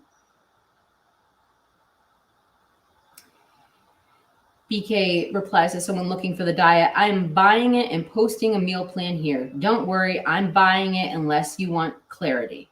No, don't worry about buying it unless you want clarity. I'm going to post a video on it, and why not? And then he writes, this is on April 25th. He was very active this day again. I want to express our struggles through rap. I think people should know. So I got the rap. And I didn't have a lot of time to look for this rap. So I have to give a trigger warning before I show you this, because it is JB Gunner's site. And I know he triggers a lot of people. That's no offense to JB Gunner, but he does. And so the language that he uses doesn't necessarily reflect my opinions or the language that I would choose to use, but I really want to hear the rap, and he found it. So it was on SoundCloud, and I went looking for the user, and the segment's really short. He doesn't play the whole thing. He plays like the first 16 bars or something. So let's listen to BK rap. And this is JB Gunner. Hold on, let me put up a banner so that JB doesn't mind I'm reusing his content. I think I have a JB Gunner banner. We were reacting to something he said a while back, and something he said made me not use his content in the live stream anymore. I can't remember what it was. JB Gunner.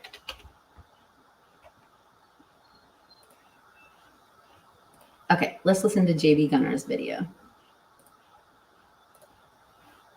It's only a minute, you guys. I think, to be perfectly honest, this means a lot. It says a lot. It is a lot.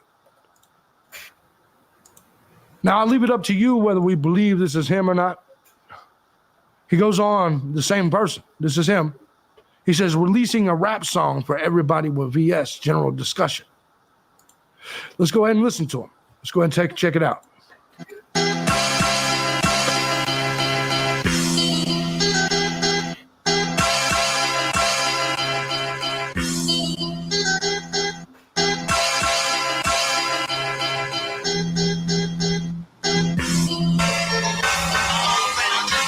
Always the same thing that disrupts my life. Wonder when I'll change. I guess when the time is right. Procrastinating my deranged to change would be a fight. So I'm pacifist, like I'm afraid to get a bloody fist. Look at this, my mind is pissed, and I keep running. Why is this? He's a horrible rapper, but go ahead. When I hit it, always leave them stunning. Always gentle giant, no defiance, all built in alliance, and still think that I am peasant. I stuck in the future, but I'm never looking at the fucking present. Keep it up, act like you're all that. Here's a cookie too and a present. Led from a desert eagle, Deagle's going louder than my motherfucking beagle. And you like you get no sequel.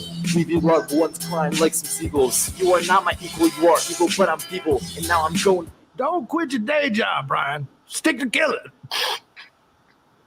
Well, you wasn't very good at that. Well, you was good at that, but you wasn't good at the getting away with it part. Whew, this is rough to hear. This is rough to hear. Regal, don't fuck with us if you learn a lesson. Excellent music.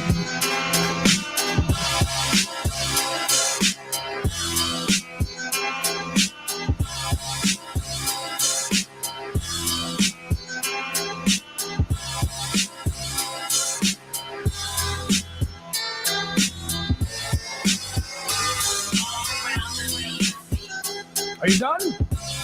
Was that it, Brian? I don't know if that was it or not.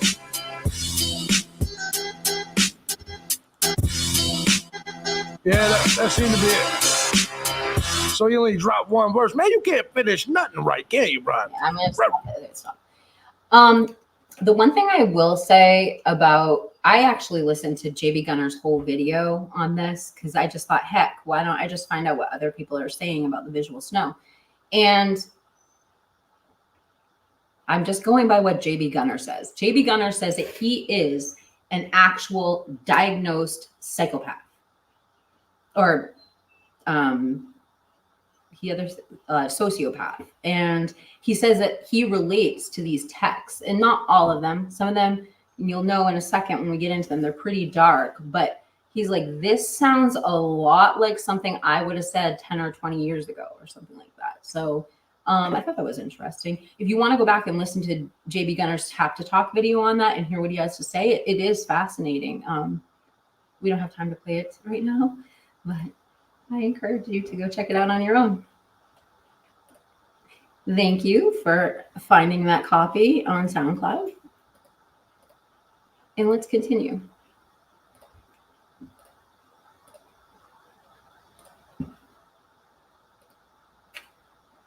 So Brian had said about that, I want to express our struggles through rap. I think people should know. So I want to make a couple of observations about the rap. Number one, he is a teenager being creative, and I thought that was pretty cool. Number two, we all judge this rap song as like his attempt to be a rapper, or maybe him like trying to showcase his rap skills, when in actuality, he was using the music he liked to support this group of people that supported him. And it makes that rap song seem so more in place, and it makes it seem a lot more less bold, I guess. And also those lyrics that he says about the anger and the demons and stuff, he's making metaphors for his visual snow. And I just think if I had not read this Tap to Talk, I wouldn't have necessarily had the context of that song. And so I do think it that's a really valuable takeaway I got from this forum. I've read the lyrics. I remember hearing it once, but I guess I never really dove into it. All right, so let's just see. Now we're getting to all the replies. And this is where we get into some of these complex messages that were erased. Let's see.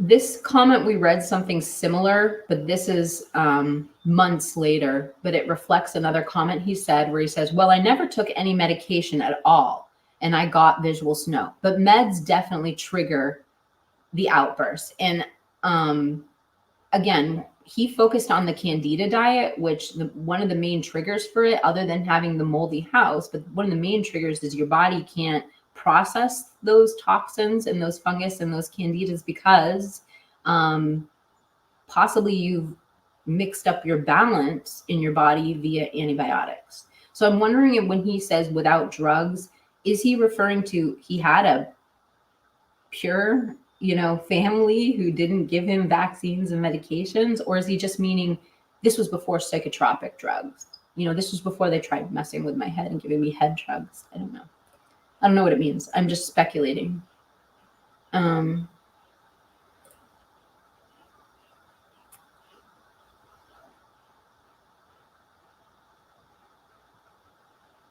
He just goes on to, this post we've read before. It now gets to the point where a lot of things are duplicated, and I don't want to read you guys things that we've already read.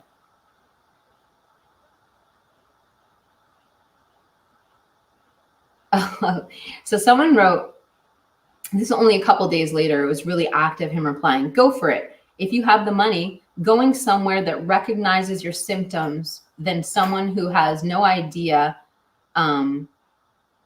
is a lot better. Your ophthalmologist is either trying to make more money from you and with these tests, or is he genuinely interested. I doubt that though, otherwise you would probably have been referred to them. They would have referred you to someone else. But I think I should just say the sentences how I think they should be said. But it makes sense to pursue this, as they will have better understanding, as if they actually know the symptoms, and you won't be treated like a crazy person or a hypochondriac. And he writes, I could have went to Philly for this. Totally off subject, but I just want to know, where is all the Philly love we usually get in the chat, y'all? Philly pride. Let's hear it in the chat for Philly. Come on.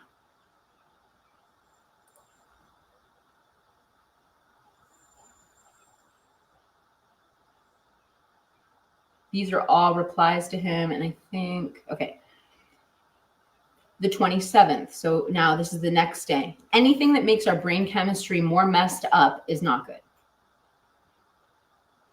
And then he writes, on the 28th, the next day, I know the reason this is happening. It is because of chemical imbalance caused by something. Your chemicals don't just get imbalanced. That is why I am doing this diet. And this isn't an ad. And, he's been on this diet now for, it looks like at least 9 months, but possibly a year. This must have been the start. I mean, how could this not be the start of his weight transformation? And then the other thing I want to say about the weight transformation is when I showed you, let me pull this photograph back up, why I think that it was this forum and this diet that led to his major weight transformation, because it was a completely extreme diet from my understanding. But if you look at this picture, this is after this is after his weight loss. Okay. But it's before his hard drug use. So I feel like we're almost right at this point. She said she was friends with him in his senior year. So I really feel like the BK we're seeing here, the one who had some hope and, was trying to move forward. This is the person we're looking at around about this time. Oh, no, actually, this would have been, I don't know. No, because she said that she saw him in 2017. Let me scroll up to the picture. So this was 2000. Wait, let me go down. Down here, this is 2017, and he was sober in this picture. And then Nina had brought us, Nina gave us this receipt, right here.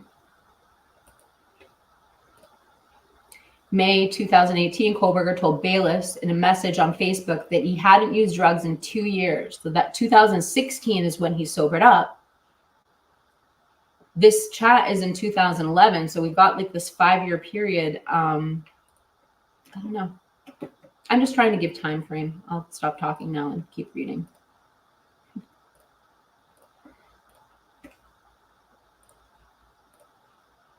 All right.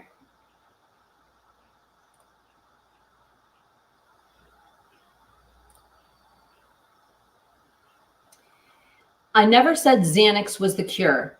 Okay, so it sounds like he's tried the Xanax in this little 5-day period. That's great. It says, they're talking about the diet. It says, it's antibiotics. Do some people develop it, visual snow, after using antibiotics? And I don't know what prompted it, but on the 29th, he says, I never said Xanax was the cure. I just wanted to know if it actually helped people. Okay, I will do this diet. I just wanted you guys to understand this before I started it. So I guess he hadn't started this diet. It's so weird. It's confusing. I'm very confused, Brian. On the 30th, he writes, I have become very deep and determined on goals. It made me smarter.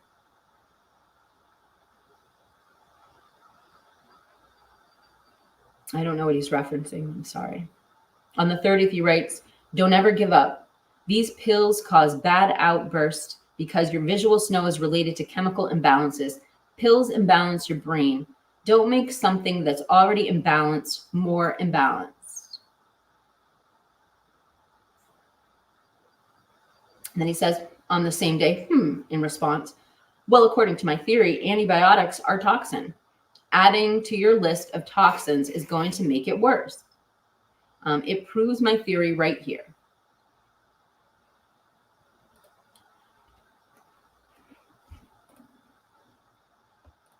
I will say, like, this is totally off subject, but I did have to use antibiotics like about a month or 2 ago, and I hadn't used them in a really long time. And I was like all excited. I'm like, oh, well, you know, this will like cure everything in my body that's wrong. I'm telling you, I had like the weirdest side effects. Like my whole face got like super, super dry skin, like, or my whole body was like super dry skin. I'm like, what is this? They're not good. You have to use them if you need them, but I don't know why I'm sharing this with you. He writes, it's probably because I'm sitting here reading all these tacta talks. I'm feeling like all, you know, talky. It is visual snow related, so I would say going to the ER could be pointless. Now BK, although he's a minor, is the one giving the terrible medical advice. Going to the ER could be pointless. In time, it will fade if you go to the ER. So, I mean, if there's anybody listening with visual snow, you know, you probably should go to the ER if you feel you need to go to the ER. I'm just saying. Then Brian writes, on the same day, he was very active on the 30th. Yeah, I never thought it normal, but I didn't think it was abnormal really because all of the tests I ever did came back good.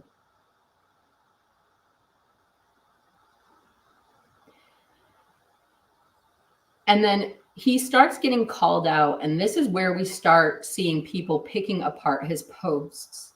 And again, completely not self-aware, they're talking to a teenager, a young teenager who wrote these at 15. Somebody writes, that's a weird thing. A lot of us are vulnerable to snake oil salesmen because we still know next to nothing about visual snow. It'd be pretty easy for someone to take advantage of vulnerable people in this forum.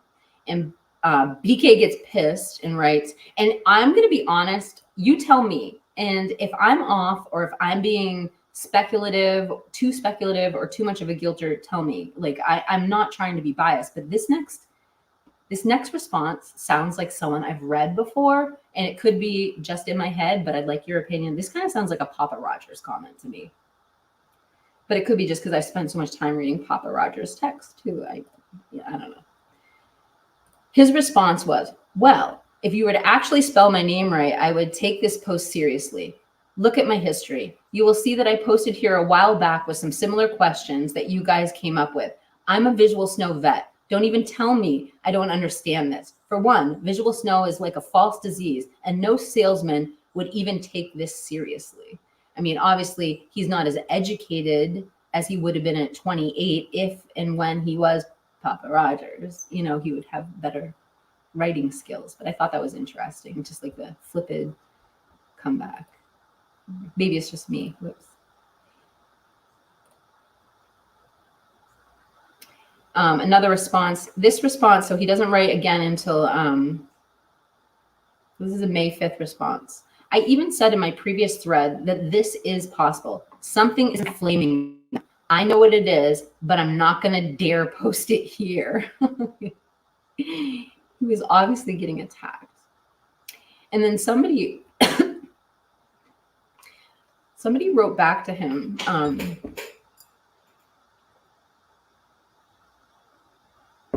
I don't know where it is, but I'll read this.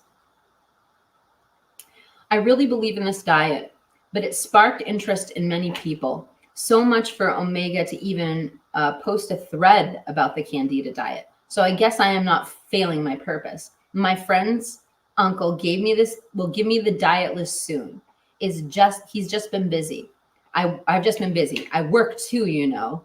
This diet is specific, and you can eat certain foods only. So I will help you guys out. I'm getting the information.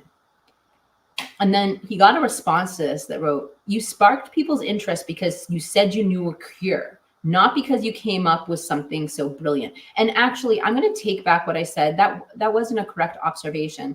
I think my observation is more like the way people responded to him was the way that people responded to Papa Rogers. So I kind of misspoke in that last little thing I said, but it's the responses he gets that are like, so how people respond to him, it seems to me is the same. I'm probably drawing too much of a connection here. So the response is, you sparked people's interest because you said you knew the cure, not because you came up with something so brilliant. If you had a title to say a diet that might help, you would have gotten very little interest. The only reason you got interest is because you lied. You lied that you knew the cause and cure and have not delivered anything. I am being harsh, but this thread is absolutely ridiculous. This is going nowhere. Nothing positive is coming from this. Only argument. Can moderators please close this? The moderators might have closed this. I don't know.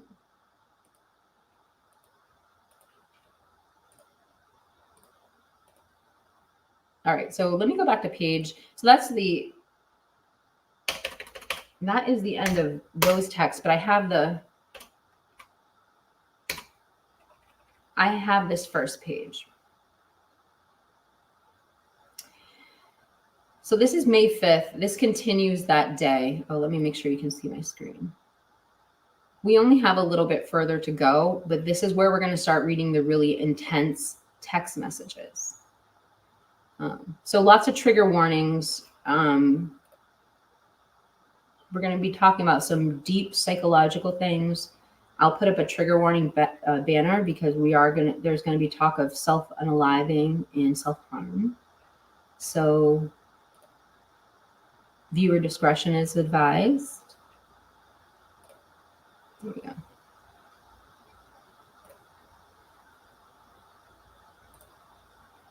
Again, we're watching a forum of adults talking to a teenager.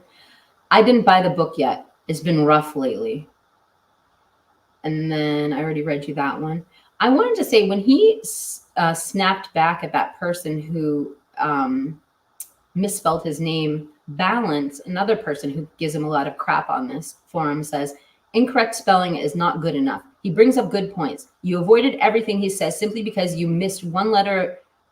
Simply because he missed one letter of your internet forum alias raises more suspicions that he might be correct. And that's what I'm talking about. That is such a response that Papa Rogers would get from somebody. Just saying. And then he wrote, I really believe in this diet, but I sparked the interest in many people. So much for omega, even, oh yeah, we already read that one. Then he writes, same day, I even said in my precious thread that this is possible. Something is inflaming them. I know what it is, but I don't dare post it here. Again, a lot of repeats. Sorry about that. Oh yeah, this is interesting. So on May 12th, he's still experiencing these symptoms. And this is now 2 years later, 2 years of this mental torture. And this is what he writes on May 12th, 2011. Remember, this started February 5th of 2009. I always feel as if I'm not there, completely depersonalized. Mentally, I experience fog, lack of comprehension at some times. I feel like my life is a movie, depersonalization, depression, no interest in activities, constant thoughts of suicide, crazy thoughts, delusions of grandeur, anxiety, poor self-image, poor social skills, no emotion. I feel like nothing has point to it. When I get home, I am mean to my family. This started when visual snow did. I felt no emotion, and along with the depersonalization, I can say and do whatever I want with little remorse. Everyone hates me pretty much, and I am an asshole.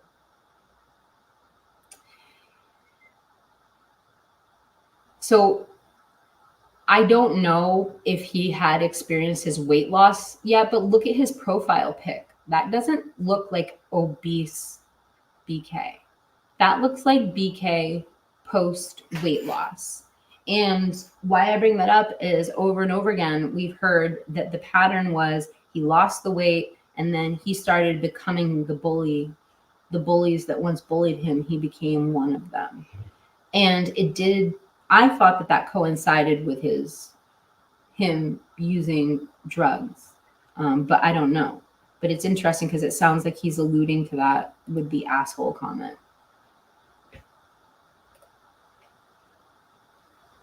Somebody replies back to him, you are most definitely not the only one.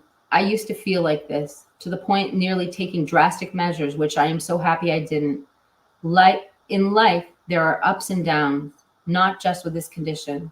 With having this condition, you have more downs than normal, and it's harder to cope with these symptoms. But in my experience, a lot of others, after a while, you find a coping mechanism. It isn't something that happens overnight. My progress is like an evolution, and then it cuts off.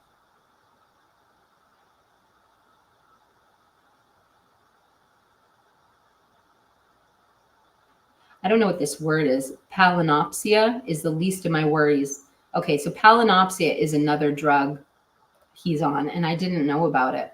This is really intense. So remember we brought up the Tropamax symptoms earlier? Well, listen to what BK says about the Tropamax. And if we do find out that this is the person responsible for this crime, I would have some questions about what psychotropic medications he was on. Because I'm not trying to bring up conspiracies, but we do know there was recently a dossier in a mass shooting where the person claimed to be on pretty heavy psychotropic drugs. So I'm just curious. Because he says this, and I'm sorry if I triggered someone by saying that. I took Tropamax before and it just made me insane. I broke my table for no reason, seriously. LOL. I never really cared about after migraines since I had developed them at age 9, and then they got more intense. So he's had migraines since age 9. This is interesting too. Somebody was talking about they're having severe side effects from their ginkgo biloba. And again, we're talking about extremes and impressionability of a teenager, and just listen to the way that he was using ginkgo biloba, or the way he alludes to it in this comment. Ginkgo biloba worked for me a little. I actually came up with a theory all by myself that it was blood flow related And apparently a lot of you do too. But I think the only way to resolve the problem is to find the source. I might try anti-inflammatory soon. He talks about the ginkgo biloba in a second. Hold on. He gives an actual dosage of the ginkgo biloba in a second. He writes, thanks guys, this helped me a lot. And we're on May 14th, by the way, so we're moving forward. Thanks guys, this helped a lot. I was not sure if it was normal to have depersonalization to the extent, but it is. I will not pursue happiness. I will do what makes me happy. So it does look like there were adults in here. There were adults in the room, like actually guiding this young person. It wasn't just the jerk who told him to try Xanax. And somebody else lists out their symptoms to visual snow, which I think is worth reading.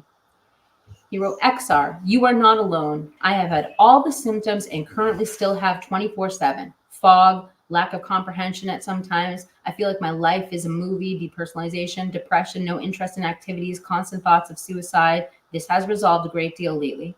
Crazy thoughts. My craziest thoughts were just irrational with suicidal ideation I had. Hopelessness. Sometimes would have fleeting thoughts of maybe it'd be better if I was blind, etc. But nothing I ever acted on.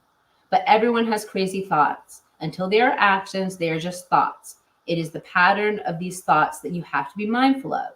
Delusions of grandeur. And I'm glad he's bringing this up because this is an important thing I glossed over. But delusions of grandeur. No, I never had this.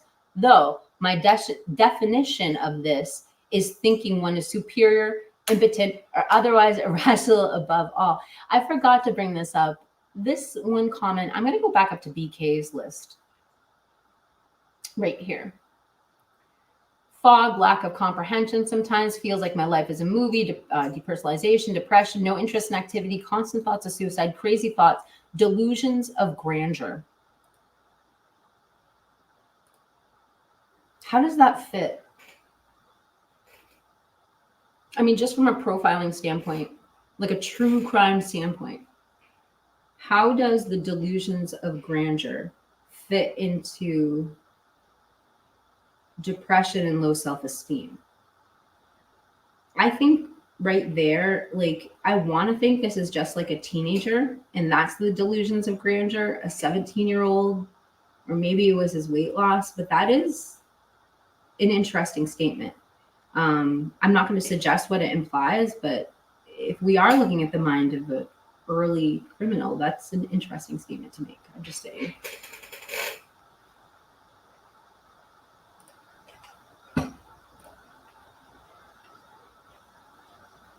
Brian says after that, if you're worried about the visual snow, it will get worse. And even if it doesn't, it gets better. Hold on. Oh, that's a horrible thing to say. I say no, it makes it worse. I don't know what he's talking about. Brian on the 28th of May writes, my pupils were going crazy. I could barely look at the light. I felt like I'm in a film over my vision. I had film over my vision and I got sensitive to light. It's like the film made stuff fade in and out, but not completely. Ever happened to you guys? I also looked to be a whitish shaded circle in my vision, outlining the light I saw in my vision. Is this still going on sort of now? And just a couple of impressions from that comment that I get. Number one, doesn't that sound like an aura, right? Like a migraine aura? Like people who see auras when they have migraines. It sounds a little bit like that. And then the other thing I thought was interesting about this is this comment about the pupils going crazy. Like one thing for YouTube that I got training on, I got certified as an EMDR therapist. Oh, my landscaper's here. I have to go pick up after my dogs. So I'm going to have to finish this live stream pretty quickly here. I have this training in EMDR therapy. And essentially what I do is I walk people through their stressors in their current life. And through eye movement, like you basically trace someone's eye back and forth and you work through therapy. And what ends up happening is your mind will bring you back to the cause of that stressor. It's incredible. Your mind knows how to heal itself.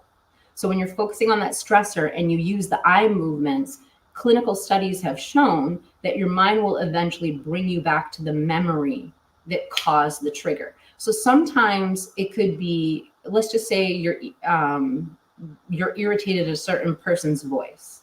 It might have nothing to do with that person.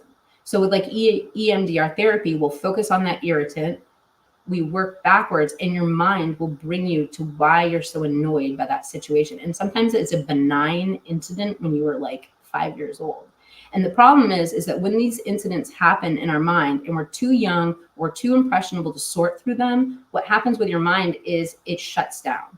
When you're over processing something, the coping mechanism your mind has is to shut down your feelings about that situation. And what happens is if you never go back, and this isn't like mumbo jumbo, this is real. If you never go back and you handle that situation that happened as a child and you find the truths about it and the actual things, or you find a way to replace that negative memory with a positive one, your mind will always cause a trauma response. And the trauma response is usually depersonalization and numbness. So just like a detachment from things. And it's funny that that's where it comes from, is your brain's trauma response. And the only way to stop it is to go back to where it started. And so that's what that makes me think of when I hear that, although I'm not a professional. I don't know what I am, but that's what I thought I am. BK says, same day, it sounds like you are on mind-altering medication. Need help. And that's the name of the person. Need help is on mind-altering medication. When I was on Tropamax, I did crazy shit that I should have died from. And I wonder what he means by that. He goes on to say, on the 30th, 2 days later, I am pledging loyalty to this site that has helped me amazingly. And I think that's so sweet that he did. That's what I like about online forums like this. It's a good support group. On the 31st, the next day, he writes, you will be back to normal, young. Just used ginkgo biloba too much. And this is what I was talking about, the ginkgo biloba. 400 millimeters could be too much for you. So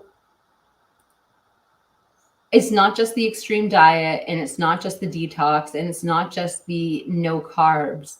Like he's also trying, they talked about Xanax, and now they're talking about, so obviously there were lots of other alternative treatments they were trying. And it sounds like ginkgo biloba is a pretty trusted self-medicating herb in this forum. And the belief system behind it is that you have poor circulation, taking the ginkgo biloba would, but what I'm getting at is the extremes. So he's telling this person to reduce their extreme dosage from 400 milliliters, which makes it sound like he was taking those extreme doses as well as a teenager.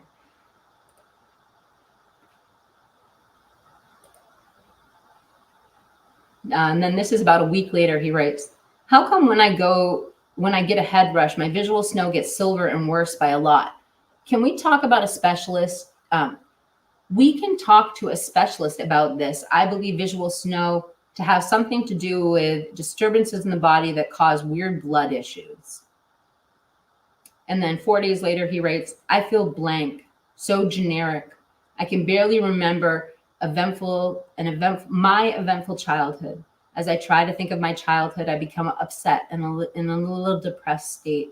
And then he gets a lot of encouraging comments. And then this comment right here, this is intense. I have this horrible depersonalization going on in my life for almost 2 years. I often find myself making simple human interactions, but it is as far as I am playing a role, playing a game, such as Oblivion. I can see what's going on. I am slightly into it, but I can pause the game and focus on my real life. In this case, my life is the game, and my old self can be reached by pausing the game. But how? I often think of things that humans do, things that I have done my whole life.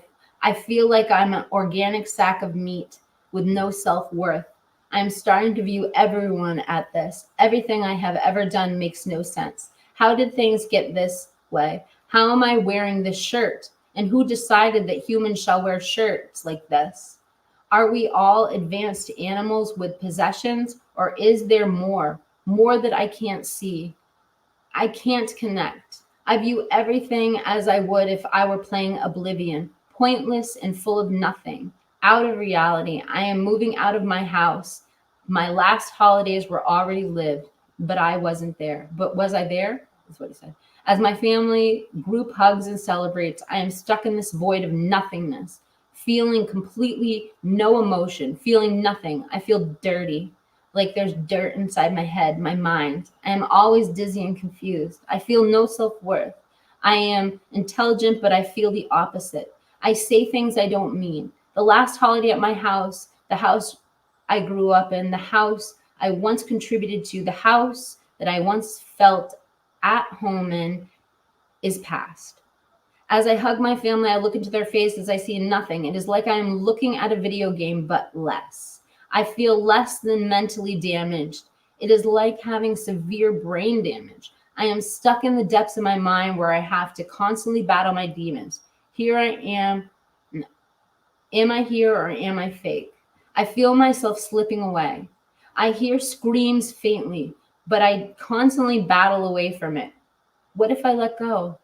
Where would I be? Would I ever come back to reality? I try to remember where I originated from, but I can't. I barely remember my childhood. I often fear being 80 years old, alone, and having faint memories of my parents, everything I missed out on. I think about my father, what a good man he is, how I treat him like dirt because I have this condition and I can't take it. I might spiral out of control and lose myself in the void. I can't let it all go. All of these regrets I predict for my future self, all of these thoughts of remorse. I got this when I was in my stage of discovery. Now I look in the mirror and I see this sticky, tired, useless, stupid man in the mirror. He is a complete disgrace. He doesn't even deserve to live. I remember when I was 15, I would wander alone at 2 a.m. Good Lord. Everything is so generic. Now, nowhere felt like home. I saw things that were not there, a different reality. I felt eerie and alone. I died during those nights. I felt like a criminal. But where was my record? I couldn't talk without I can't talk without flinching now. I used to be this healthy blonde-haired boy with blue eyes. And in a few years, I have darker hair and darker eyes, half my body weight. Where did it leave off? I try to sleep. I try to clear my head. But the pressure won't go away. The pain and depression won't leave. Being me is a horrible disease that I was given. I think of this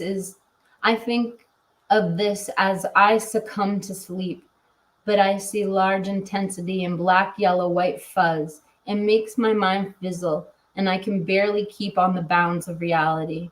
It is as if the ringing in my ears and the fuzz in my vision is simply all of the demons in my head mocking me.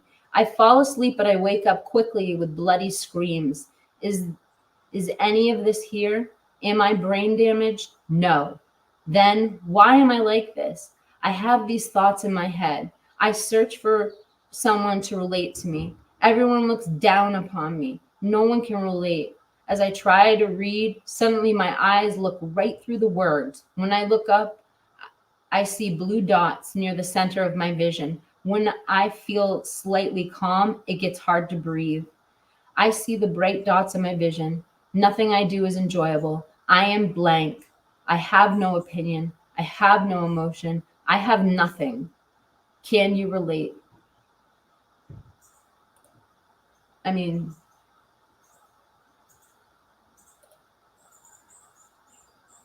I am trying to not interject all of my opinions into this, but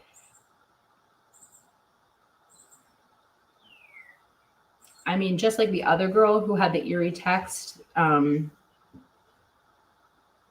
mean, taking psychology out of it, taking,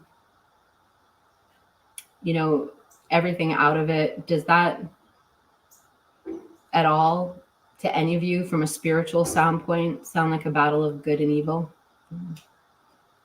Just saying. But you know, it's meant to, he's pouring his heart out for help. He's desperate right now. That is the fact of the matter. And for someone to publicly write something like that, they're in such deep pain.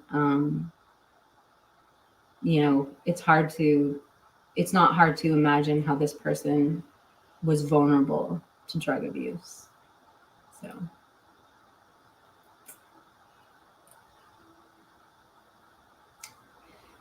On July 5th, he writes, "It is a very rare condition caused by the medication. It is unrelated to Is it related to visual snow, though?" I don't know what he's referencing. On June 6th, he writes, "I see like silver balls. Silver versus the exaggerated." He's asking a question. "For like a while." Then he writes, "I went from 2015, 2020 vision to 2020 and 25. Maybe even worse now. Does visual snow degenerate your vision?" And then on July 8th, he writes, "I randomly got this increase in my visual snow. I felt like pressure. It felt like there was a pressure release. In the circumstance that I am in the light, my visual snow is not even there or is less visible on a plain wall." And he has 3 exclamation points. And some of the replies were really encouraging. Ian KC wrote, "Well, that's pretty cool. What did you do to attribute this to?" And he wrote, this is so freaking interesting, you guys. Oh my gosh. We've been on such a journey with BK and his visual snow, and this is what he has to say. "I started a treatment for hypothyroidism, and I am exercising very heavily and eating a lot of very good stuff. I started treatment for," and somebody wrote, Ethanol wrote, "This has helped reduce my visual snow too. Well, this is that and the St. John's wort I took for mood and ashwagandha extract for anxiety and vitamin D, zinc, magnesium, and estervide." And then Random Race replied to Brian on August 8th and said, "XR, where did you get diagnosed with the abnormal thyroid?" And BK writes back a couple weeks later, "Sometimes when I move from a sitting position to a standing, my visual snow returns really bright and intense." My visual snow is really bright and intense in comparison to the unusual. Today I got up and it got so bad that I almost felt my heart pound intense. I almost fell and my heart pounded intensely. I couldn't see for 0.8 seconds completely. Wow. I haven't tried it yet, but I honestly don't think it can. And we're talking about, yep, I have. Okay, this is interesting. So the vasovagal syndrome, I don't know how to say it, is vasovagal syndrome. And what that is, I'm not even going to look it up, but basically that's what he's explaining, is people who like get from a like lying down to a standing up position or sitting or a standing up position, they get this like major head rush. And so somebody's bringing it up to him that like, that kind of sounds like, I'm not saying it right. I'm going to get to your comments in a second, you guys. I just wanted to get through the rest of this. And he writes, "I haven't tried it yet, but honestly, I don't think I can do it. But when I was on the day 5 trial period, some issues did go away. That could be because I stopped drinking coffee." He also says, "Honestly, 21st, which is the name of the person, 21st level, you are a troll in every way. You are just upset about your personal issues and you have to be a complete jerk to whoever looks for hope. Go away." That's like an awesome comeback. I might use that. Yes. And this is December 21st. So now we are fast forwarding. We're literally 6 months later, or July, August, September, October, November. Yeah, it's like 5 months later. Yes, I get those as well. I used to when I first started working out. Now I don't unless I'm sprinting. Yeah, it seems like visual so actually assimilates to new things that occur. You just have to train your body to be in good physical body to be use to physical pressure, and you'll never see this again when you cough. And then on December 20, the next day, he writes, yeah, it seems that visual snow actually is, oh, it's the same thing, assimilates. It was a reply. Again, he writes, I went crazy on Topamax. I have just accepted, this is the last post, I believe, and it's on February 20th, 2012. So we've literally come full circle 2 years. I have just accepted my visual snow finally. I don't even feel the need to stay away from the forum. It doesn't scare me anymore. Anyone else come to terms? I feel like coming to terms could be a bad thing though. So it sounds like he's accepting his condition. And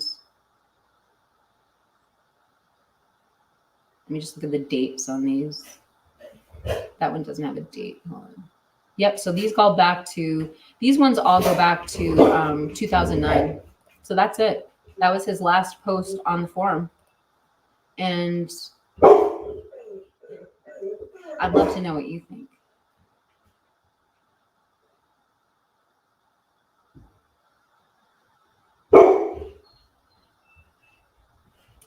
D Squared says, I see him in a more informed time. Kiki, in my opinion, as all of you need to write a book illustrating and supported by AR, Jeff, the Pets of the Swamp, and many others, Pot Parts and EDs. Oh, maybe I should write a book. With my co-authors, Jeff, AR, I think 12, and Nina will probably be in it. Robert, probably, that's what Rocco just said. He needs to go outside. Sorry, guys. Stop it. He like lifts my hand up while I'm using the mouse. He's got this whole technique. Stop it, Rocco. Stop it. All right. Tony Stevens says, Kohlberger kicked heroin. It takes extreme willpower. He turned into healthy activities.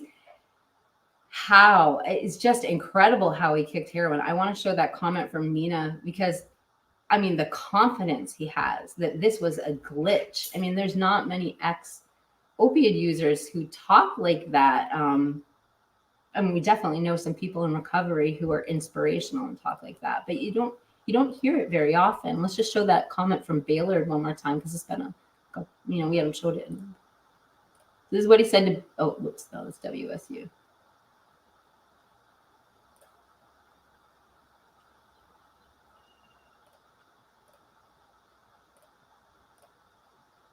So just to put this into context,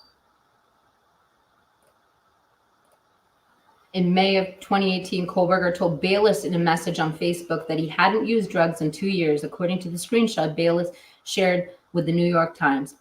This is his quote, I only used when I was in a deep suicidal state, the New York Times reported. Kohlberger wrote to Bayless University, I have since really learned a lot. Not a person alive could convince me to use it.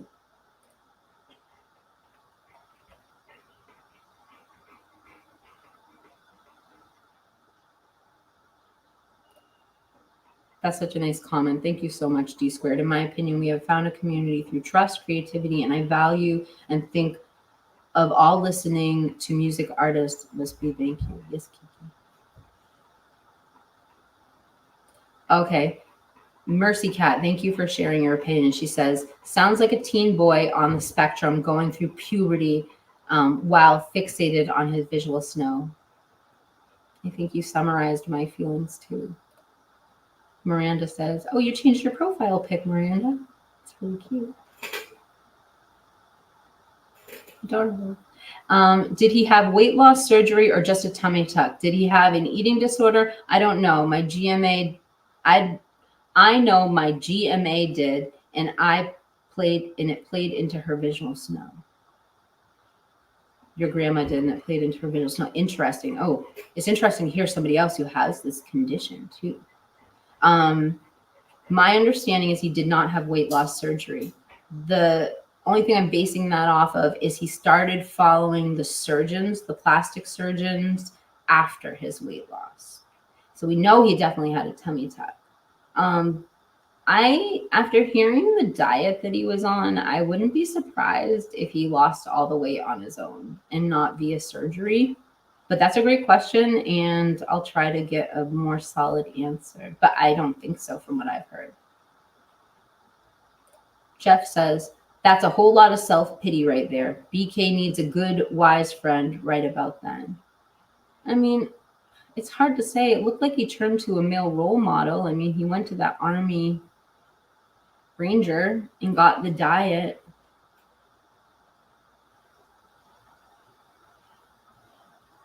Why are some saying that AT is leaving the case? If you rewind this live stream to the beginning, we went over this document that's going to be released on July 17th, and it's basically saying, from what we understand, the county public defender's office, where she currently is technically, I guess, employed from, they're moving to a statewide public defender's office, and they are now going to house, I guess, her employment and pay her.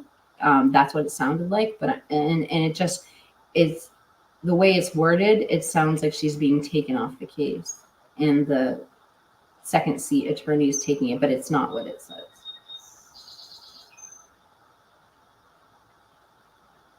William Tardy says, I have watched the recent hearings and the police literally have nothing.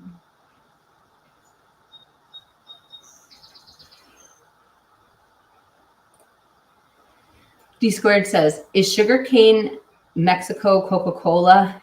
Is my toxin Kiki? Can you direct me to vestibular therapy to help if I want to move behind? Yeah, all you have to do is if you have a physical therapy office you go to, just ask them if they do vestibular rehab. What's it called? It's VVSB, I think it's called, but it's vestibular rehab. And if you Google it right now, you're going to see like a million videos. I just have to forewarn you, don't try and do it to yourself. It's covered by your insurance if you have insurance. And they're usually, so you call the physical therapy office. They can only do it if they have someone who's been trained and certified in it. Otherwise, they won't touch you. But most physical therapy offices usually have one person who does the vestibular because it falls under that umbrella. And if they don't, they will tell you, just say, well, who does it and who's accepting patients? And I would say if you can't get in the same day, I would keep calling other offices because this is a serious condition they want to help people with. Like they should be trying to get you in really quickly. So I don't know. Just keep calling around if you can't find one. But you're going to look at physical therapy. It won't be an occupational therapist or a speech therapist. It will likely be a physical therapist.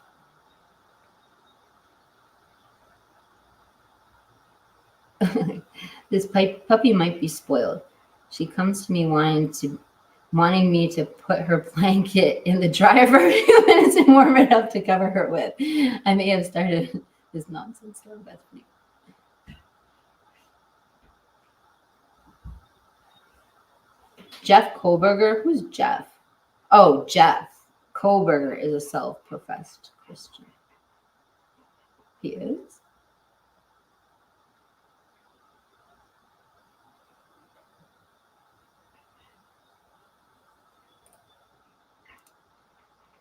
This is now selling like a PhD about to become a professor person. It sounds like someone who did a total 180 in life. Oh, yeah.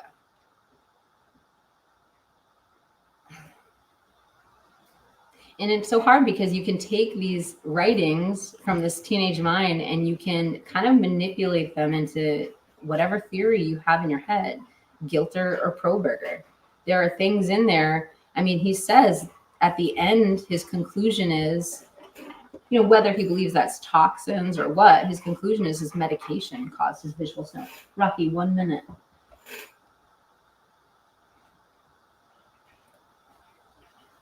Sounds like BK needed Jesus. Sad that someone could feel this way about themselves.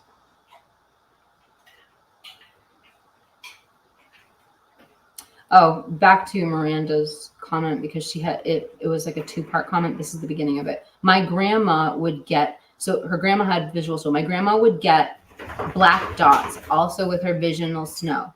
all related to her anxiety and nervous breakdowns. That's really interesting that she actually could tell her visual snow was caused by anxiety and nervous breakdowns. And okay, BK says that he can't relax because when he relaxes, he can't breathe. Can you imagine feeling like that? Just think about, just even if it's not true, just think about you're a 17-year-old kid. In your head, you think if you relax, you're going to start being tortured by visual snow. Wouldn't that mean that you keep yourself at a heightened state of anxiety at all times? Like go, go, go? Because that's what I would think.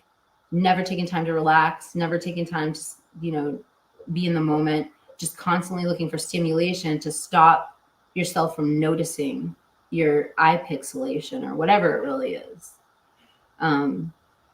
That really bothered me that he said that he can't breathe when he relaxes. Because if he's 15 or 17 years old, the solution might not be to practice relaxing. The solution might be to avoid relaxing.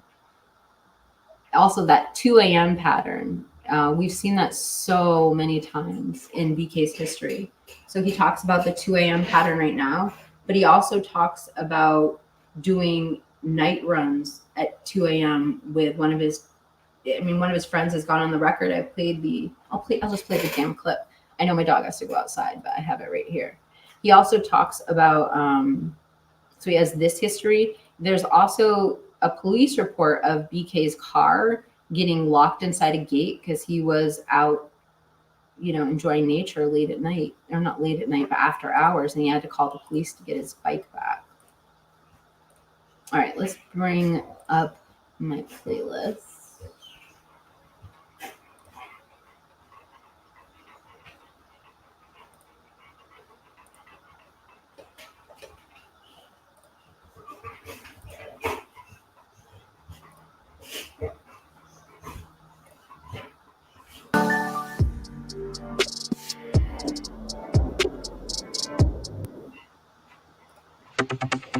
Our coverage continues now of the arrest and the murders of 4 Idaho college students. Correspondent Evan Lambert has been looking into the background of the suspect, this man, 28-year-old Brian Christopher Kohberger. Evan joins us live from Washington, D.C. with these new details. So, Evan, what all have you been able to uncover? Well, Nicole, we're starting to get a better picture of Brian Kohberger through online and other records, but also from someone who says that he knew Kohberger, our affiliate in Pennsylvania, speaking with a man who says that some years ago he ran with Kohberger on a regular basis. Listen to his reaction to the news that Kohberger... The problem is, William Tardy, we don't have anything. And these are talking about deep thoughts that he had. It's kind of uncanny that we actually have this sampling. I mean, think about it in your own personal life. Do you have some forum where you've shared all of these personal and intimate details about your physical and mental well-being for 2 years? So I'm like, yes, we gave all those disclaimers in the beginning. This is technically a child, but these are also the milestones of his life. When he graduated, when he got on drugs, when he kicked drugs, when he had his major weight loss transformation. Like, these are big milestones in his life. So I see what you're saying. And if I did have something more current, I'd read it. I do have copies of the survey, but that's not him expressing his internal feelings and dialogue. That's him doing a assignment for school. This is just so unique and different. I just don't feel like there's a time we would have had this. And I'll keep playing this clip. Sorry to talk. Kohberger on a regular basis. Listen to his reaction to the news that Kohberger was arrested and charged for these murders in Moscow, Idaho.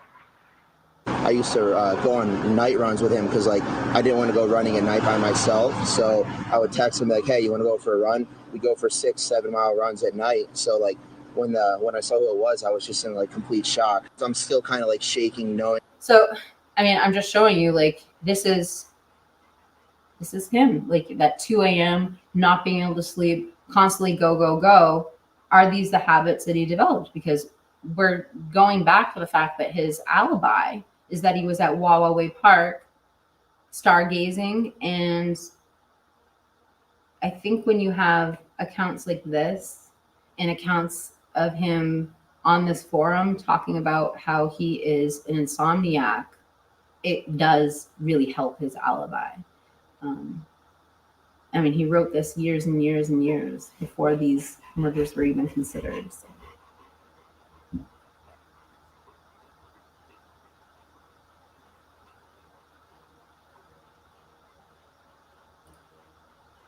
My ex suffers from PTSD, mental health, and addiction to prescription drugs, and got abusive. That's how I ended up getting into true crime. We just hope that you're in a safe place, Scott.